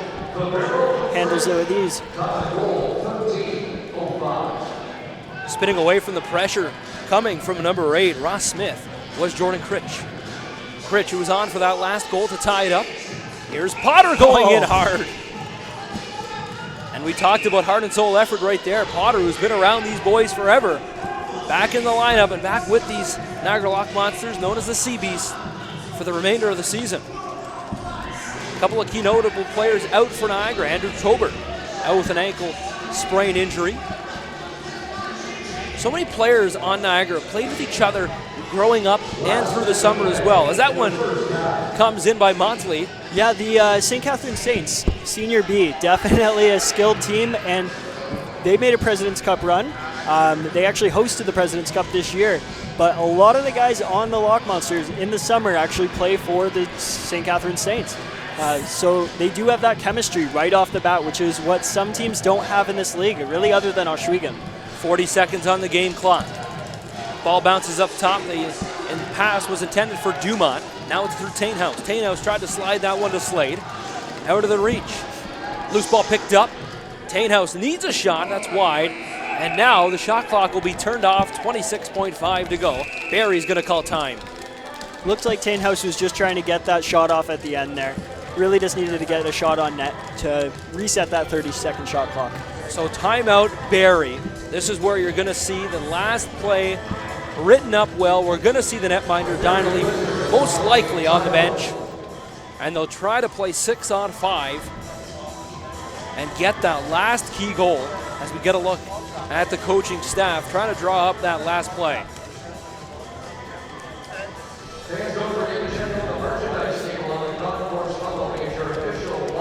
As we get a quick peek at today's trivia question. How many times has Barrie and Niagara played in a playoff game in CLax history? Tweet us your answer at JVI Video or at CLax League, and we'll get to today's answer. How many times Barrie and Niagara, how many times have they met in the playoffs in CLax history? Also, be sure in our halftime, we'll touch on a very heartwarming story on Dalton Jakes. Dalton, of course, the Welland native. He's friends with so many players at CLax. He has never played lacrosse, but he's played minor hockey in Welland forever. Dalton currently undergoing cancer treatment at Hamilton's Children's McMaster Hospital. And he's loved the support and loved to be here this afternoon, but we'll get to a story and talk about how Welland lit up the bridge yellow in honor of Dalton Jakes, currently battling cancer. The same cancer, Kennedy, actually, that Terry Fox had. So a nice heartwarming story after 26 seconds of second quarter lacrosse. So we guessed that, Kennedy, Dinelly's on the bench. Empty net for Barrie. Yep. And here we go. They'll probably wait till about the 8-second mark or so, I'm assuming, to get that last shot off. Yeah, you don't want to rush it in a situation like this. Well, Niagara is settling in deep. They have on the floor Dumont, Coyle I see out there, Zach Reed, and Outbeat. Dustin Gadd as well up top. Cockerton. Priest trying to stretch out. They go to the crease. That one's wide. Rebound picked up by Wiles, and now Jordan Helpy down the floor. Just a little bit left, as we thought maybe we would have had a buzzer beater and a heartbreaker for Barrie. Tried to shoot for $1 million on that one. Well, as the teams make their way off, the score is 8-8 at the end of the first half. That meant nothing. We're zeros across the board. Now, let's talk about Dalton Jakes Kennedy. Of course, if you don't know him, he's 15 years old, and he's a heartwarming boy, a community boy that really loves any sport at all, and he's just trying to get the support out there from all across the region in Ontario, as Welland, his hometown, lit up the Main Street Bridge in yellow in support of his favorite teams, the Welland Tigers, Pittsburgh Penguins, and is also the color of pediatric cancer. Yeah, the city's really rallied around him. You know, I was actually down at the bridge ceremony briefly, down in Welland, and it was amazing to see the city really rally around them. And Well, he's a fantastic guy. well, you're absolutely right on that, as we'll take a quick peek at what happened there in downtown Welland. Hundreds of people gathered at the Canal Terrace to battle cancer with Dalton Jakes. Dalton is currently undergoing treatment in Hamilton's McMaster Children's Hospital. Close friend and voice of the Niagara Ice Dogs, Ed Burkholder, is using his experience with cancer to help Dalton conquer his. When we found that out, I went to his house and we sat together on the patio and had a talk, because I'm a cancer survivor and went through chemotherapy and all that stuff. So we had a man-to-man talk on the porch, and ever since that day, we probably have texted each other every day, every other day, staying in contact through this journey. So it's a very, very special bond. Several Welland Tiger players, coaches, and parents came wearing their jerseys proudly. City Councilor Michael Petrochenko felt very honored to see the tremendous support from the Rose City community. We didn't know how many people would be here tonight. Was it going to be 20? Is it going to be 200? You saw shoulder to shoulder across the bridge, the whole length of the sidewalk of the bridge. We don't know that. You don't know, and part of the reason why I love this city. Dalton has inspired so many people, and that was proven here tonight in the Rose City. Keep on fighting, Dalton. We're with you every step of the way. For Inside Niagara, I'm Spencer Tangway. So just to verify, we did ask you to tweet how many times Barrie and Niagara did meet. So play in the playoffs. So it wasn't actually them playing against each other. It was how many times together each team has played in the playoffs. So how many appearances each team has actually made, not against each other, but in general. The third quarter is around the corner. We'll step aside and bring you the second half in just a few minutes.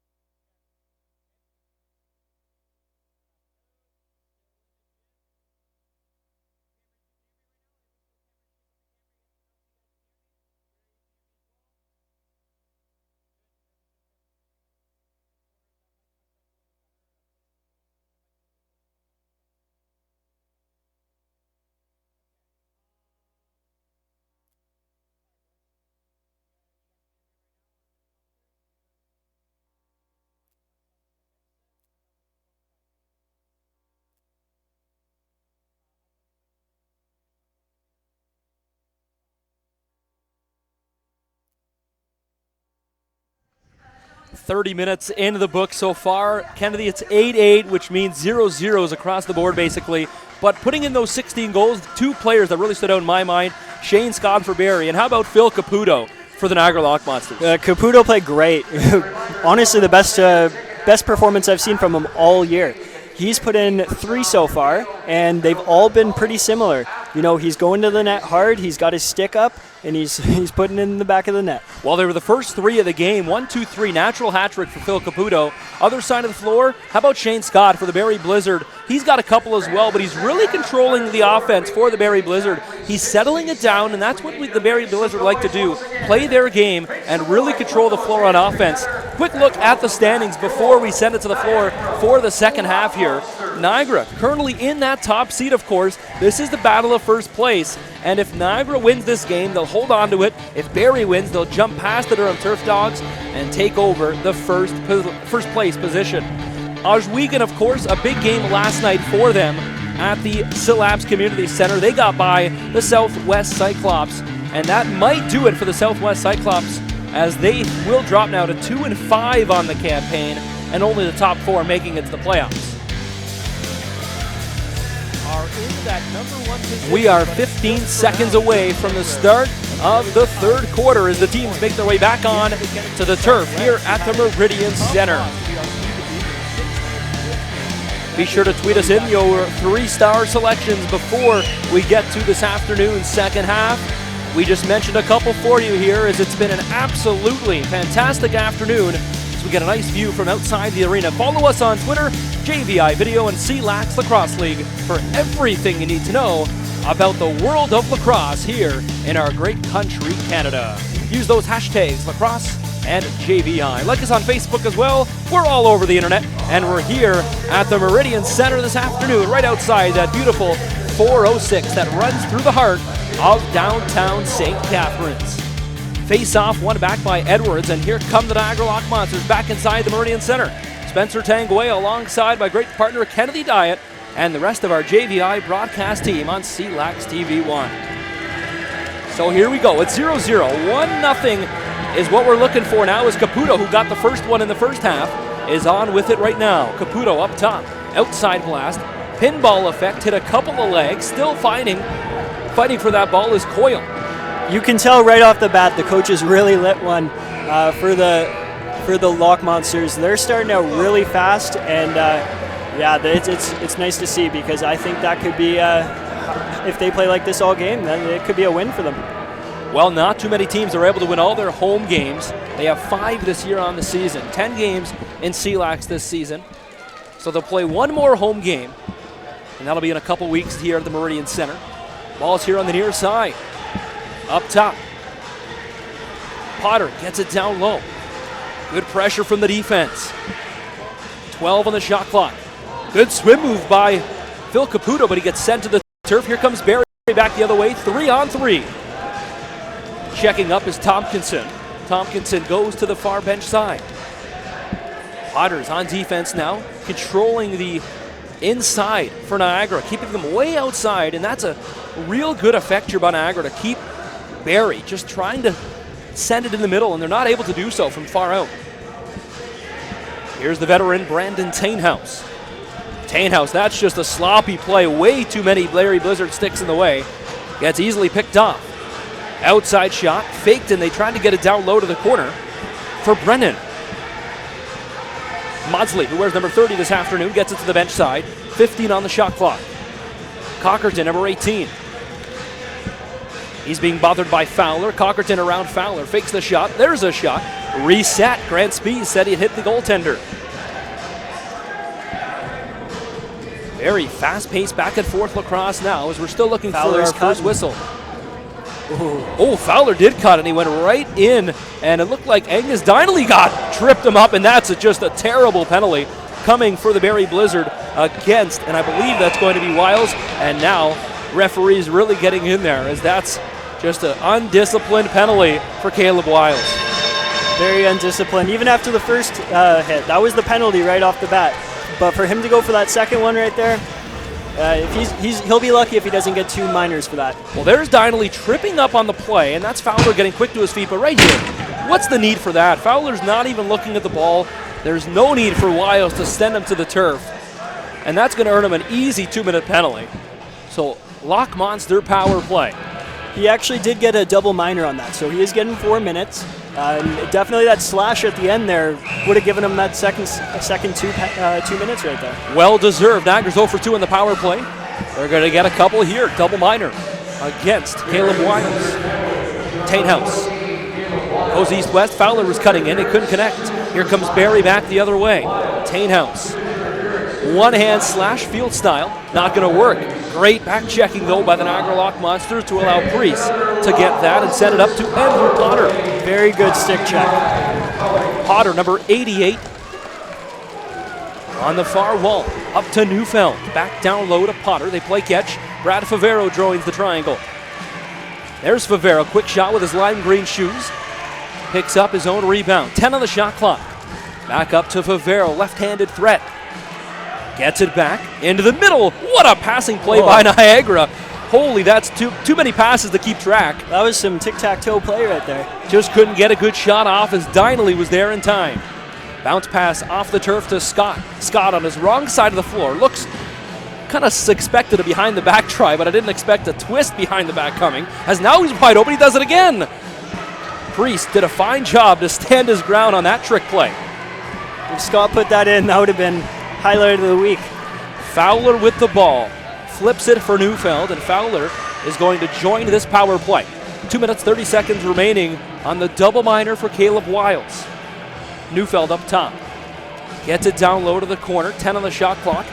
With the ball is Jordan Critch. Underhand bouncer, misses the mark. Gets it back. 3 on the clock. Bench is screaming for a shot. Fowler, short angled shot, gets it, but that's controlled by the netminder in Dineley. Dineley's really been shutting down Corey Fowler today. He's got his number apparently, because every time Fowler takes a shot, Dineley just turns it away like it's nothing. Well, Fowler, he definitely a goal scorer, likes to put up points. He entered the season 4th in all-time stats for the CLax history. But tonight, I don't think he scored for sure. Maybe a couple apples to a name, but that's it. As now Reed, the brother of the Oakville Junior C, Nate Reed, as Nate Reed takes over as their head coach. That program is now known as the Oakville Buzz, as they used to be the Hawks, but they're now taking under the wings of the Oakville Buzz program. There's another penalty, and that one's coming against the Niagara Loch Monsters, so that'll be it for the power play. So Niagara will fall to 0 for 4 with the man advantage, and Tainhouse is going to sit down for 2. You know, Tainhouse is a relatively calm player when it comes to getting penalties. He has that experience, but it looks like he's questioning 18. it. Well, not only are they questioning that, Game misconduct. they're giving him a game misconduct with this one. We're going to have to take another look at this, because what I saw did not come anywhere close to deserving a 5. But as Tainhouse takes the walk of shame diagonally across the floor to the far corner where the dressing room is, we'll take another look. Watch Tainhouse, 18. He's at the top of your screen. He's getting 5 for the head, and that was a bit late. And yeah, that could vary a 5. But the player got up right away. But the referees, Grant Spees and Phil Cloutier, they all came together and said, that's a 5. And that's a big loss for the Loch Monsters. Tainhouse being the quarterback, that's rough. Shot, outside save by Jay Priest. And that's the second Loch Monster to actually leave the game, get a misconduct, as John Arnold actually got kicked out earlier today. So those are 2 big players for the Loch Monsters, so we'll see how they bounce back after those. Well, the officials have been absolutely great here, just keeping it under control, and that's what it is. Barrie was involved in a very feisty game a week ago, and they knew coming in, they did their homework, that these 2 teams don't like each other. Niagara getting their own rebound, picked up by Edwards. Edwards finds Helpy. They're going to pull away from traffic and settle down. This is a very smart play by Niagara. A lot of kids should be watching this right now. And really, when you're on the penalty kill and a 4-on-4 situation, find the time and space. No need to rush anything with all the open floor out there. 5 on the clock. They go to the far side. Outside shot coming. Dineley steps out and makes the save.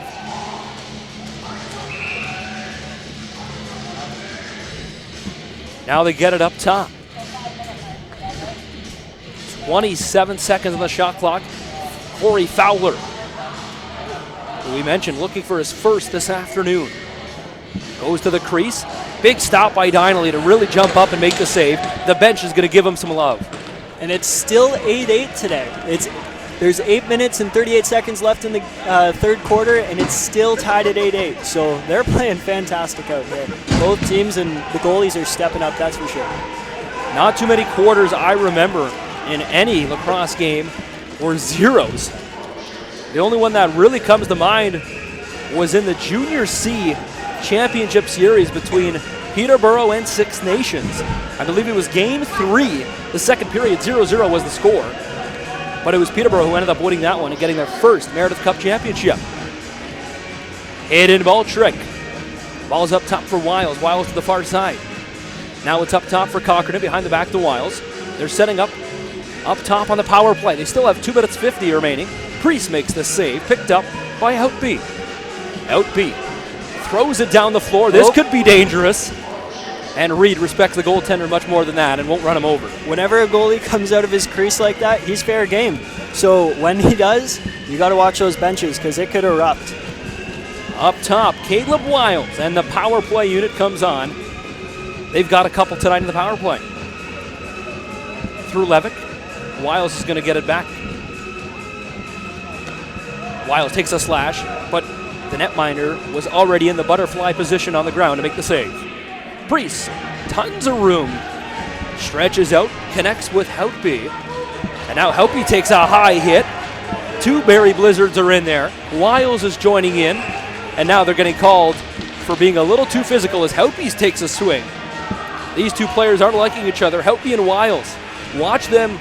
Actually, that's number 21, I believe, for Barry Tompkinson. And now, here's Dustin Gatt. Gatt. Barrie doubling the ball, but Gatt, like we said, a grinder player. Look at him go now. Now he's going to try and score. He does it all, Dustin Gatt, and he's definitely a player I'd have on my team. 6 minutes 45 left in the third. He is a pit bull. He is small, but he is tough. And he's got so much heart. He reminds me so much of Andrew Suter, obviously not fighting as much. Andrew Suter, very physical, but can score as well in the NLL. Yeah, one of the most feared players in the NLL. Underhand shot, that's going to beat the netminder Jay Priest. That's Brad Levick on the goal for the Barrie Blizzard, and that's the first one of the second half. That's what we call in the lacrosse community a worm burner. That was right along the ground. Oh yeah, I mean, and you never know with the turf here. If you're unfamiliar with the turf at the Meridian Center or any other building in CLax, we'll get another look. Watch the ball. You see the creases in the turf. If it hits something, that could easily pop up and go right top shelf or even over the net. But a very nice turf here at the Meridian Center, very flat, and the players have no complaints about it. ILA, of course, have their turf in 24/7 around the clock, 365 days of the year. A very beautiful facility there as they do a hit ball trick. Levick has it up top. Levick dishes off to Scott, the right-handed threat and the player to watch this afternoon. Down low to Wiles, back up to Cockerton. And now Levick's looking for another. Now Cockerton, time and space. Shot. Priest made a save. He looks at his arm, but it's not there, buddy. It's behind you. 10-8 for the Barrie Blizzard. That's a shame. Priest has played quite good so far. 18-7. Yeah, it looks like it just caught that shoulder. The original penalty. Sometimes the jersey comes up a little bit, and it can actually hit the jersey, and you think you have it, but you don't. Take another peek here. Priest, who's way out of his crease, and that's a great positioning stance by Priest, but when he steps, you're right, he lifted his arm just a bit, caught a bit of the jersey, and it goes right under the pad of Jay Priest. So they find themselves just where they did in the first half. 2-0 is the score. 10-8 is the official score, obviously, but 2-0 Barrie in the second half. We have 5:48 remaining in the third. Fowler gets it to Dumont, and here comes the captain, Mitch Dumont. Slides it to an assistant captain, Brad Favero. Favero, one of the heart and soul players, as we mentioned earlier, really looking to get it done. If Niagara drops this one, they'll fall to second place. It looks like they're calling out a trainer on Niagara right now. Player got hit with I'm not sure if it was a ball or the head of a lacrosse stick, but it came down hard. Well, both teams stopped and said immediately, get a trainer on the floor. Favero is down hurt as the athletic therapist for the Niagara Lock Monsters come on to help. We'll try to get another peek at that one if we can, but the teams are going to head off for sure and just give Favero some time and spaces. Here's a replay of it. Try and catch Favero. He's wearing those green shoes up top. And it looks like it either is, right there. Looks like it was a hip, actually. Yeah, he ran right into it. He kind of turned and went right into the thigh of the Barrie Blizzard player. Could have been Spencer Janes, the captain. And Janes is a big guy, so it's like hitting a brick wall right there. A couple more games happening next weekend in the CLax as we get ready for week number 7. As this week went really fast, only 2 games in CLax this week, of course. A couple other weeks were like that, and we have had some busy weeks as well. But down the stretch, this is where Niagara's going to have to really pick it up if they want to hold on to the first place. Southwest, though, they've played 7 games already. They're 2-5. And not to mention Oswego, who's already played 8. So it's anyone's game, really, for that first place. But Southwest, if they want to stay in it, they're going to have to be big next week. Correct. The next couple games are very key. If you lose a couple, you lose 2 games in a row, you're in trouble because then you're at a 4-game deficit. Well, I'm sure Tony Caravello for Southwest is preparing for next week as we take another look at what happened here once again. Favero just turns, and right there, his body just kind of gets caught between 3 Barrie Blizzard players. We'll take one more look here as we're going to pause quickly and we're going to step aside. We're going to be back. Third quarter action, 10-8 the score here from the Meridian.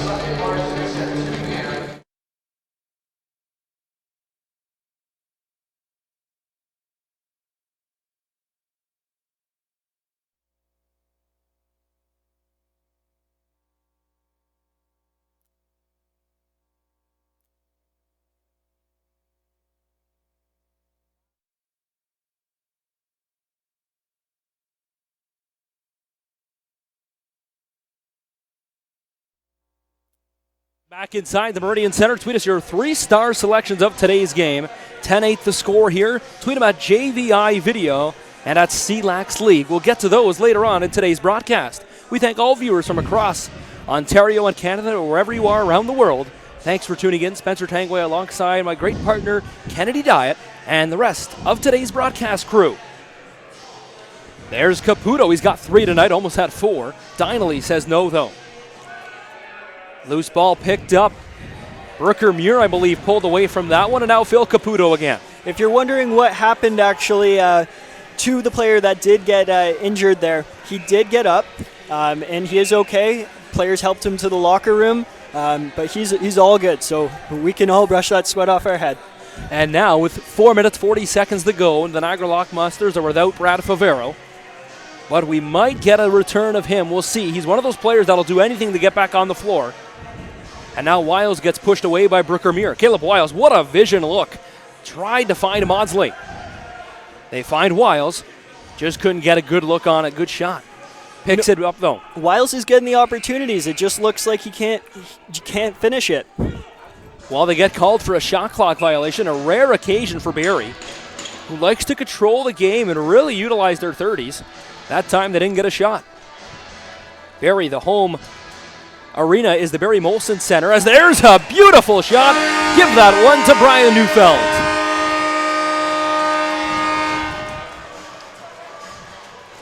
Neufeld's playing absolutely amazing tonight. This is another game for him where he's lighting up the scoreboard. Not sure if you could see that one at home, but here's a closer look at it. That one may have kissed the crossbar and went straight down. That is bar down to perfection. 10-9 the score. And if you missed it, I'm sure you heard the train roar through the building here at the Meridian Center. It's starting to look like the fans are really rallying behind Neufeld, too. He seems to be a fan favorite out here in Niagara. Face off now.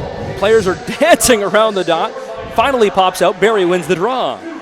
Here comes Barrie quickly. Cockerton the shot. What a save by Jay Priest. That's a very big stop. That could have been deadly for momentum for the Niagara Lock Monsters if he let that one in. 3 Barrie Blizzard players in there, 4 Lock Monsters battling. with Zach Reed, the only Lockmaster on the floor not in the battle. Tompkinson gets called for a minor interference call, and Dustin Gadd and company gets possession. Here's Tim Edwards. Edwards, of course, who also played some time in the National Lacrosse League, gets it to Fowler.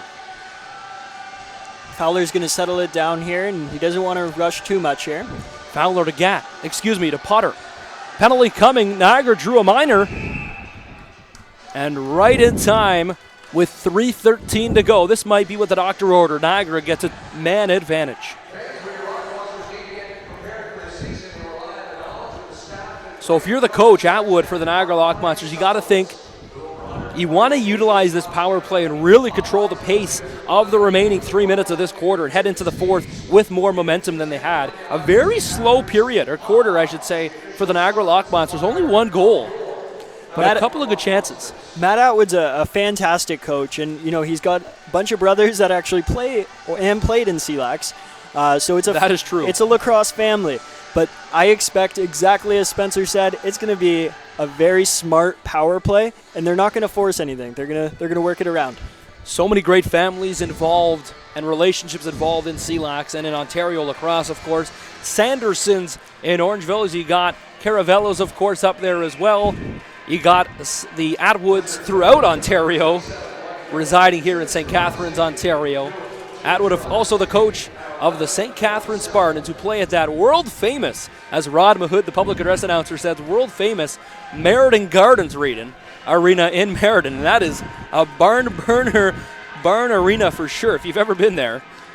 I don't know if I'd call it world-famous arena, but Rod Mahood loves to call games there for sure, and he's doing a fantastic job here at the Meridian Center, the voice of the Niagara Lockmonsters. Great move by Koger to spin away. Koger, the tall big man himself, put it a little bit high. Wiles gets the rebound. Nice save by Priest. Absolutely. And with that one went right hot off his stick, and here comes Caputo. He's got 3 himself. He's kind of been cooling down now in the second half. He was hot to start. 3 within a couple of minutes for Niagara, and now he's got it. Right-handed shooter Caputo leaves it to go up top. What a play. Fowler had all the time in the world, and a shooter like Fowler rarely misses it. You could tell he's having an off day. Shot bounces in front of the netminder and too high.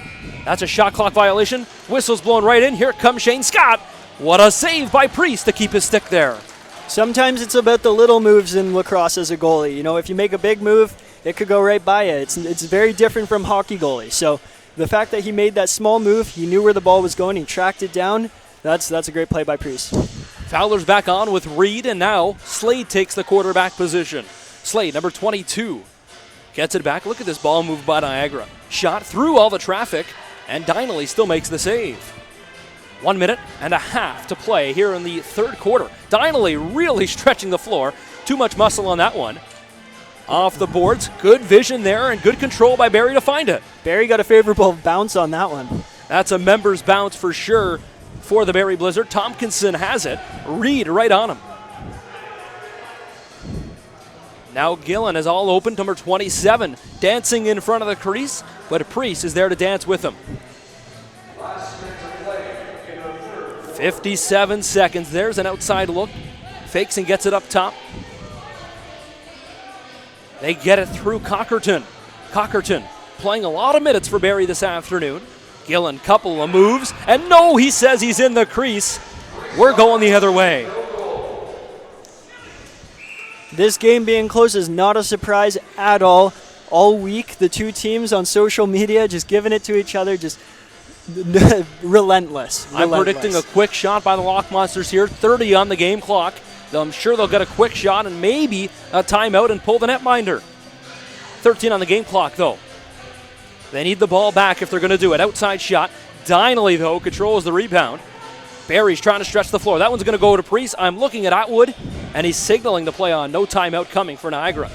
13 on the game clock. Dumont, the captain. Last shot. Priest stays in the net. Here comes Edwards. Edwards has a lane. Edwards now gets pushed aside. Only 3 seconds to go. Edwards tried to feed that in the middle, and Barrie's going to shovel that out of the zone. That'll be it. We're going to step aside. 1 quarter to play. Don't you go anywhere. We're coming right back from the Meridian Center.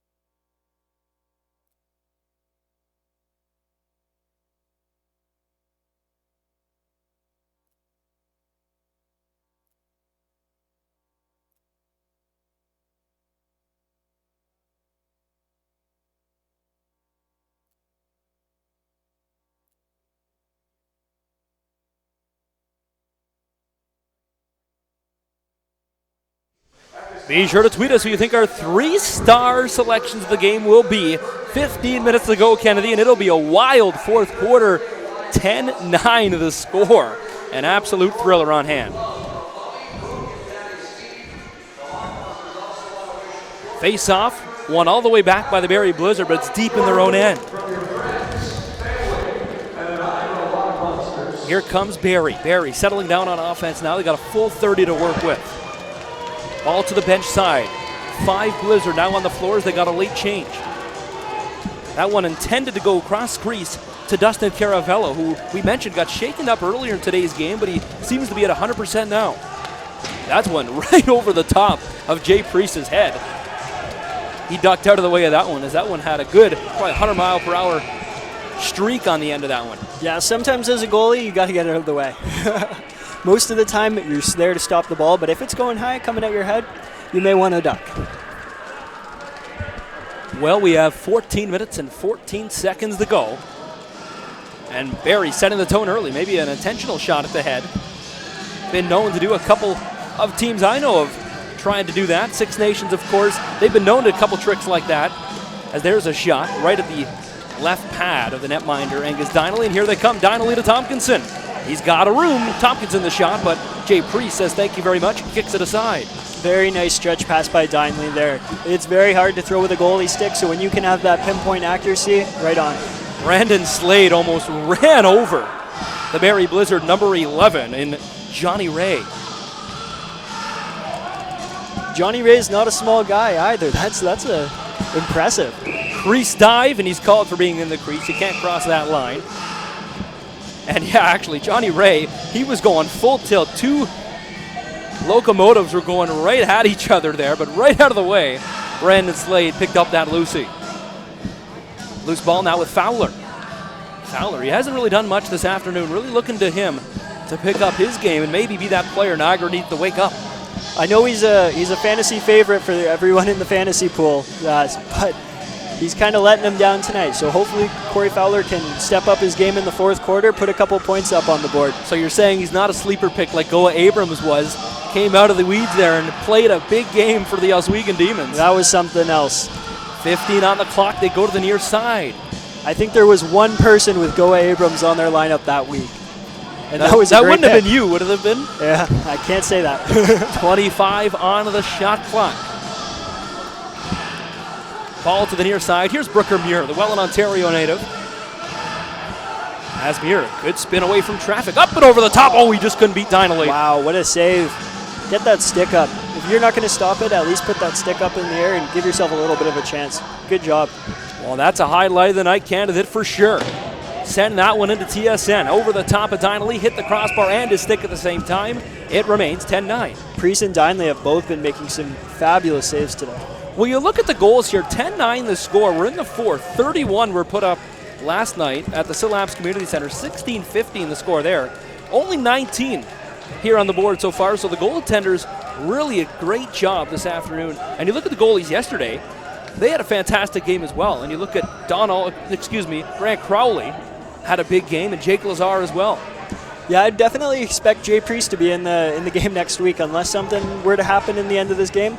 He's my front runner for starting position for the rest of the season for the Lock Monsters. Well, Brooker Muir now takes it up for the Niagara Lock Monsters.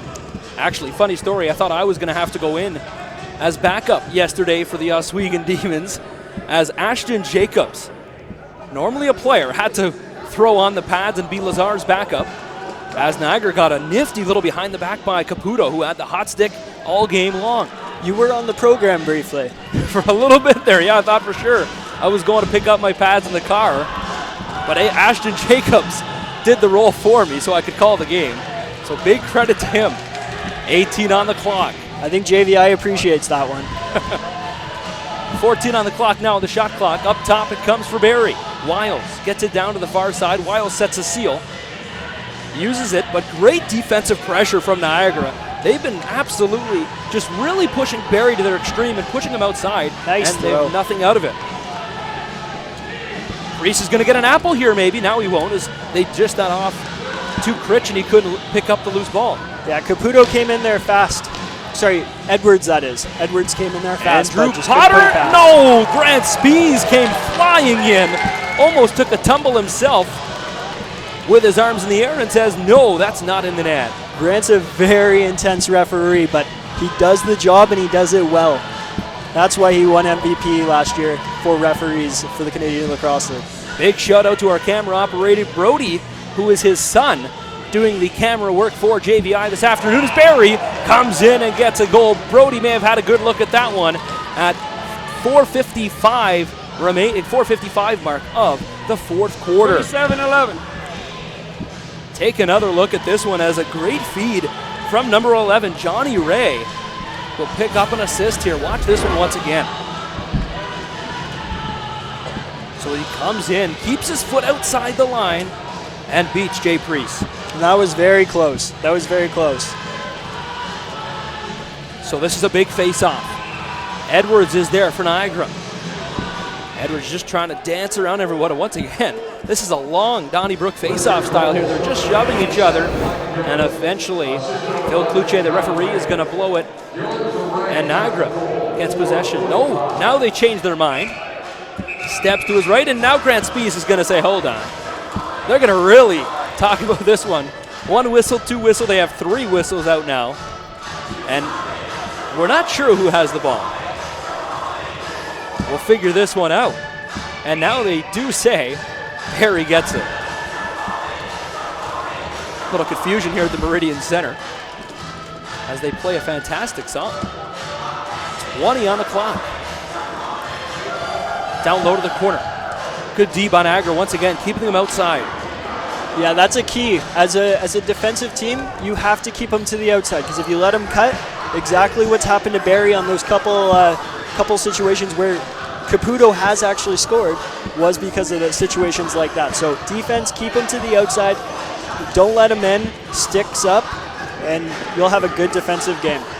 Well, it was Levick who almost buried one for the Barrie Blizzard. Now they throw it off the glass. That was intentional, I believe. Very intentional off the backboard to get that one down low to the crease. There was a Loch Monster player who actually lost his helmet there, and it is a rule that if you do lose your helmet, you got to get off the floor. So there was a situation where Barrie could have scored, and he ran right off. That's why. Jay Priest on a string. Oh, just couldn't catch it. Was Brian Neufeld. Oh, Angus Dineley. No, that is absolutely a fantastic hit by Dineley. That was great. That reminds me of Bob Watson from the Toronto Rock back in the day. Always was hitting.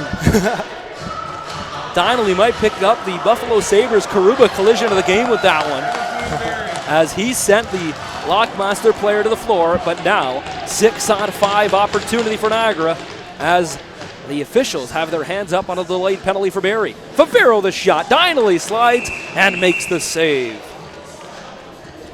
Illegal cross-checking the call. We have 8:39 remaining here in the fourth, and the captain, Spencer James, makes his second trip to the sin bin. Dineley's out here playing a little bit of defense too, not just standing in the net stopping balls, but he's actually going out and making the hits. You gotta love that as a defensive player. Well, the shots are about even, and with an 11-9 score, every little bit counts for each team. As the fans get told to make some noise here at the Meridian Center. Great crowd on hand this afternoon. That energy meter's through the roof right now. These Loch Monster fans are loud. There may not be too many, but they are loud.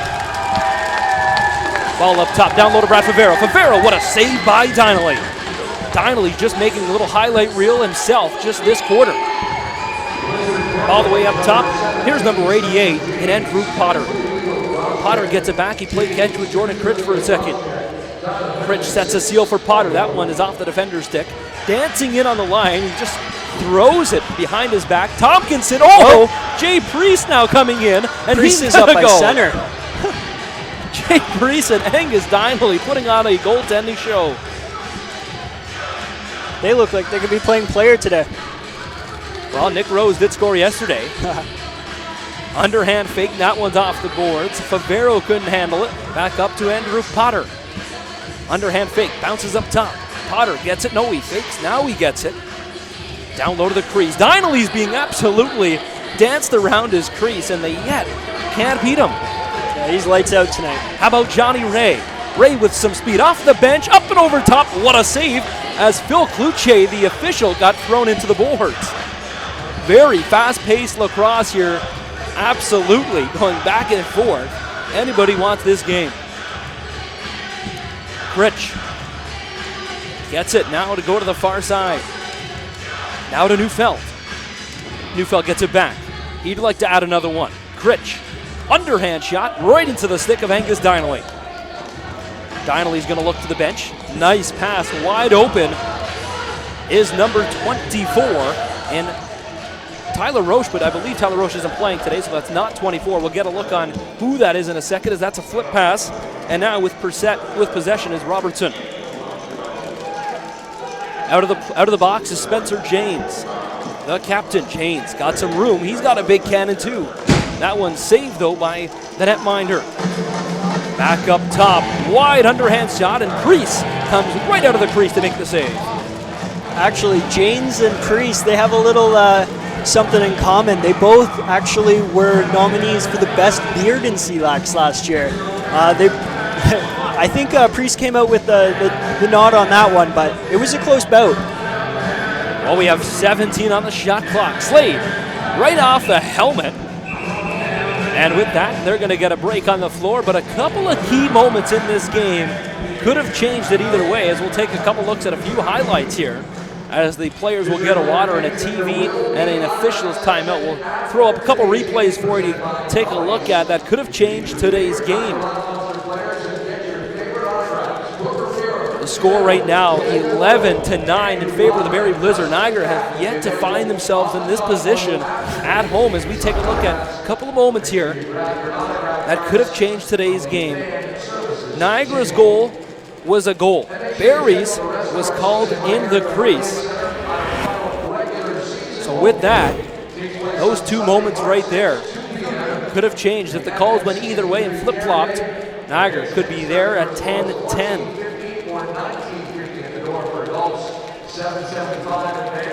So be sure to follow us on Twitter at JVI Video and at CLax Lacrosse League. Be sure to use those hashtags, hashtag JVI, hashtag lacrosse, and hashtag CLax League. So the Niagara Lock Monsters coming into the Meridian Center, a great 5,000 seat facility. Really do a good job though, putting on a nice promotion for the fans. Every game seems to be getting bigger and bigger in the crowds. What a great crowd on hand this afternoon. And we've never been disappointed with the Lock Monsters halftimes. You know, a lot of organizations, they might not have the best halftime. They have live bands, and it's happened more than once. That is unbelievable. Well, this afternoon we had a little bit of footy for you to get your soccer fix as the snow starts to melt. Soon you'll be able to grab out your golf clubs and your lacrosse sticks as summer ball is quickly approaching. Training camps and preseason action around the corner as CLax is in week 6 of 8. As I look to my right, Andrew Tober with his stick in hand walks behind us here in the broadcast booth at the Meridian Center. Out today with an ankle injury, but always got that stick in the hand. As coaches tell players, when you go to bed, you bring your stick. When you go out of the door, you bring your stick as well. You never go anywhere without your stick. And I know a few people, pretty much any lacrosse player can attest to that. It's true. I used to bring it to school. Well, sure, why not? back in the old days. Bounce it off the chalkboard, play catch with yourself. Exactly. Shot clock expires, Niagara takes over. Teachers weren't a big fan of it, but... Yeah. Oh, phys ed teachers might have been. Phys ed teachers loved it. Favero back in, we knew he'd come back, heart and soul of this team. Went down, Favero rings one off the post. That's going to be over and back though. And no, they say no, it's not. As the goaltender, Jay Priest, gives it up to Brickermuir. Good for Favero. That was a scary moment earlier, and we weren't sure if he was going to come back, but you know, he is a tough guy, and you can't doubt him for a minute. Neufeld found the clear shooting lane, but it was saved by the netminder. Here they come again. Spencer James, good pressure to keep him outside. Fowler with the ball. Fowler finds Brian Neufeld. Neufeld on his wrong side, gets the Muir. Bounce shot, almost fooled Donnelly, but it went over the net. Donnelly now slowing it down, gives it to Shane Scott. Scott, a bouncer up to middle, and he's going to get a change. This is CLax lacrosse at its finest right here.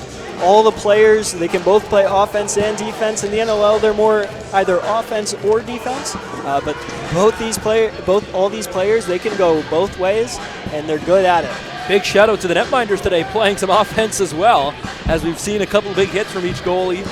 And yesterday, of course, if you missed, Nick Rose, who is an Orangeville, Ontario native, grew up and was an Orangeville Northman. He put one past that empty net and scored for the Toronto Rock yesterday. You know, he does work for the Toronto Rock Athletic Center, so you wonder, is he practicing while he's at work? He might be practicing that shot quite a bit. There's a shot turned aside by the right leg of Donnelly, picked up by Barrie. Barrie to the bench side. Dustin Gatch chasing after him. Gatt gets some help from Mitch Dumont. They're going to spin away from Gatt and leave it for Dustin Caravello. Caravello up top with the ball. Number 7, Brad Levick. Levick comes to the near side. He's being bothered by Critch. Critch gives it up top now. It is Shane Scott to the far side. Scott almost caught that back, but that was a poor pass coming from the far side. Coming back, that one tried to go to the far side. It's going to go into the stands and be a souvenir for all those fans sitting across the other side of the floor. And unfortunately, not one will go get it, as all the fans are only allowed to sit on our side. 25 on the game clock. See, if I was a kid right now, I'd be running around to try and get that loose ball, but no one is there, unfortunately. 15 on the clock to get it up top. Underhand, what a fake. Tried to go over top of the shoulder of Jay Priest, just a little bit high. Yeah, that one looked close. Here's Fowler now. Corey Fowler 2-on-2. Fowler gets sent to the turf easy, and this has just not been his days. Now he's injured. Took a slash, vicious slash, and Shane Scott heads right to the penalty box. He knew it right away. Grant Spees, the official, gives the hand violation for slashing. 2:19 to go. If you're the head coach in Atwood, you got to be thinking, right here's our time, and will we see a timeout? So there's that slash right there. He's on the ground, takes it right in the neck. Scott, just a one-hand slash. So Atwood is actually right where the players stand right now. And right there's the timeout for Niagara. So Atwood is going to kind of take a smart 60-second break here, really draw up what they want to do and settle everything down. And I don't know, we may even see Jay Priest come out.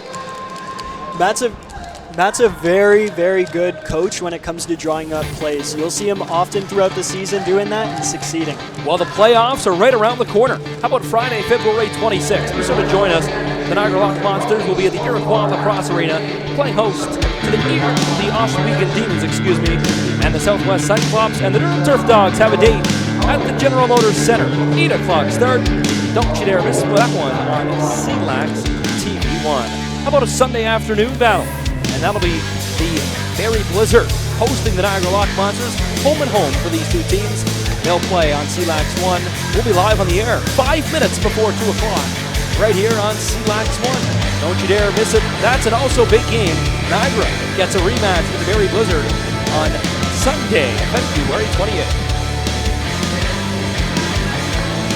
So Kennedy, here we go. This is the last stretch where Niagara really can decide their fate in this contest. Priest will remain in the net though. 5-on-4 for the Niagara Lock Monsters. Expect them to get the ball in Neufeld's hands and try a screen. That is what they do best, and I think they'll do that here. Neufeld plays catch with Andrew Potter.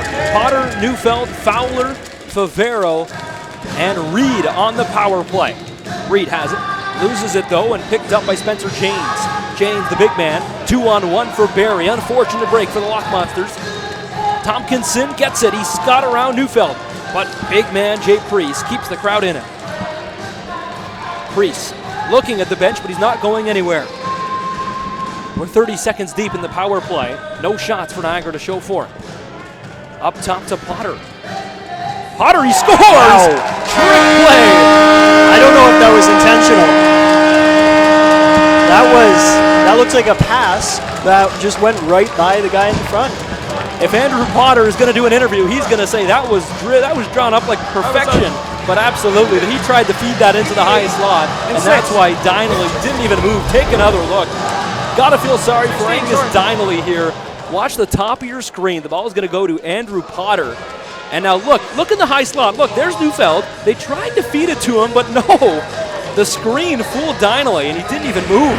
Sometimes a changeup works best. So it's an unorthodox power play goal, and it's their first power play goal of the game. We got a minute and 30 to go, 90 seconds to tick off the clock. That hangs over the center dot here at the Meridian Center, 11-10. One goal game. We got an excellent weekend of lacrosse here on CLax 1. Favero gets it on the near side. Niagara still with Jay Priest in the cage. Here comes Tompkinson. Tompkinson, number 21 for the Barrie Blizzard. Checked up, 2 Niagara Lock Monsters are there.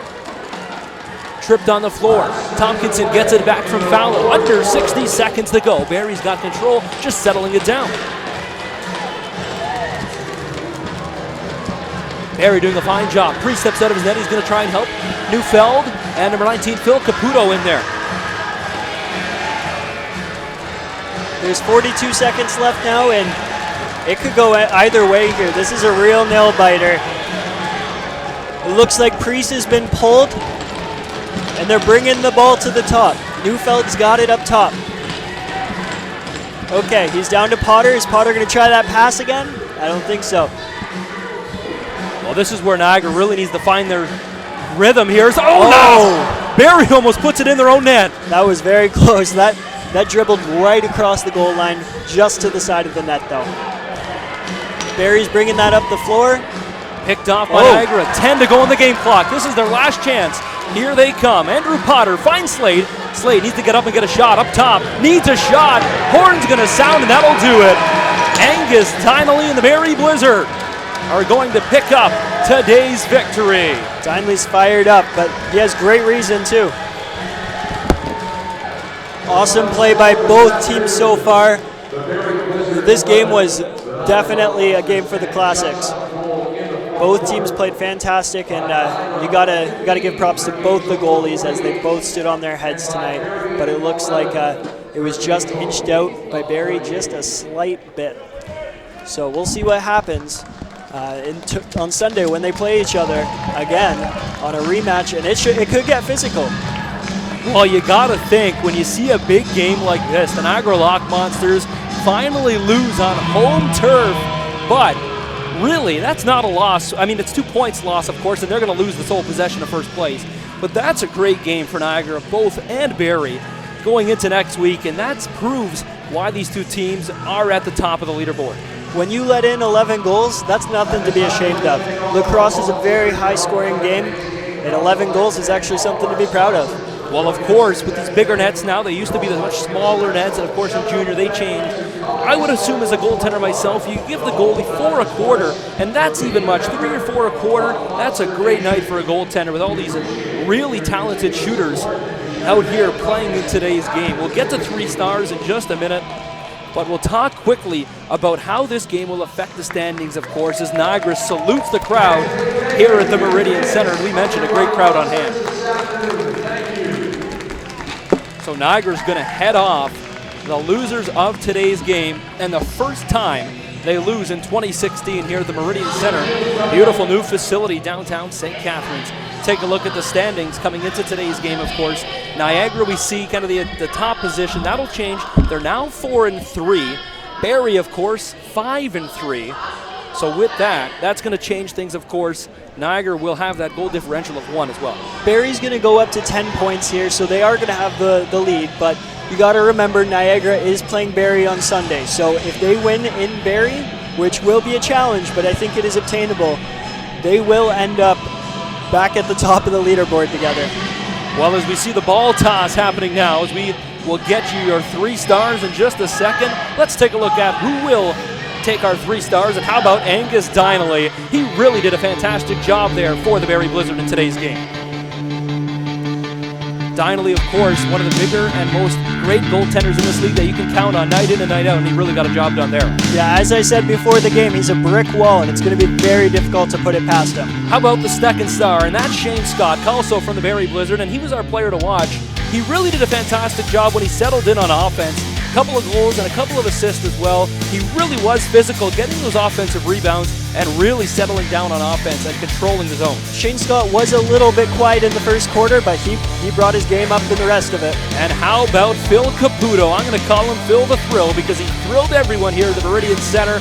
Opening 3 goals for Niagara were all him, and he had about 18 different chances throughout the entire contest to get him more, and also put up 4, 5, maybe even 6 goals for Phil Caputo this afternoon.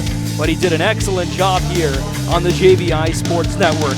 This has been a great coverage here of the JVI Sports Network broadcasting crew. On behalf of everyone and our director Alex Frazzo, our producer Mr. Gary Morrison, and the entire Canadian Lacrosse League crew, we thank you for joining us here from the Meridian Center in downtown St. Catharines. We'll be in General Motors Center in Oshawa and the Iroquois Lacrosse Arena in 5 days' time. Mark your calendars. Thanks for joining us this afternoon. On behalf of Kennedy and myself, have a great Saturday afternoon.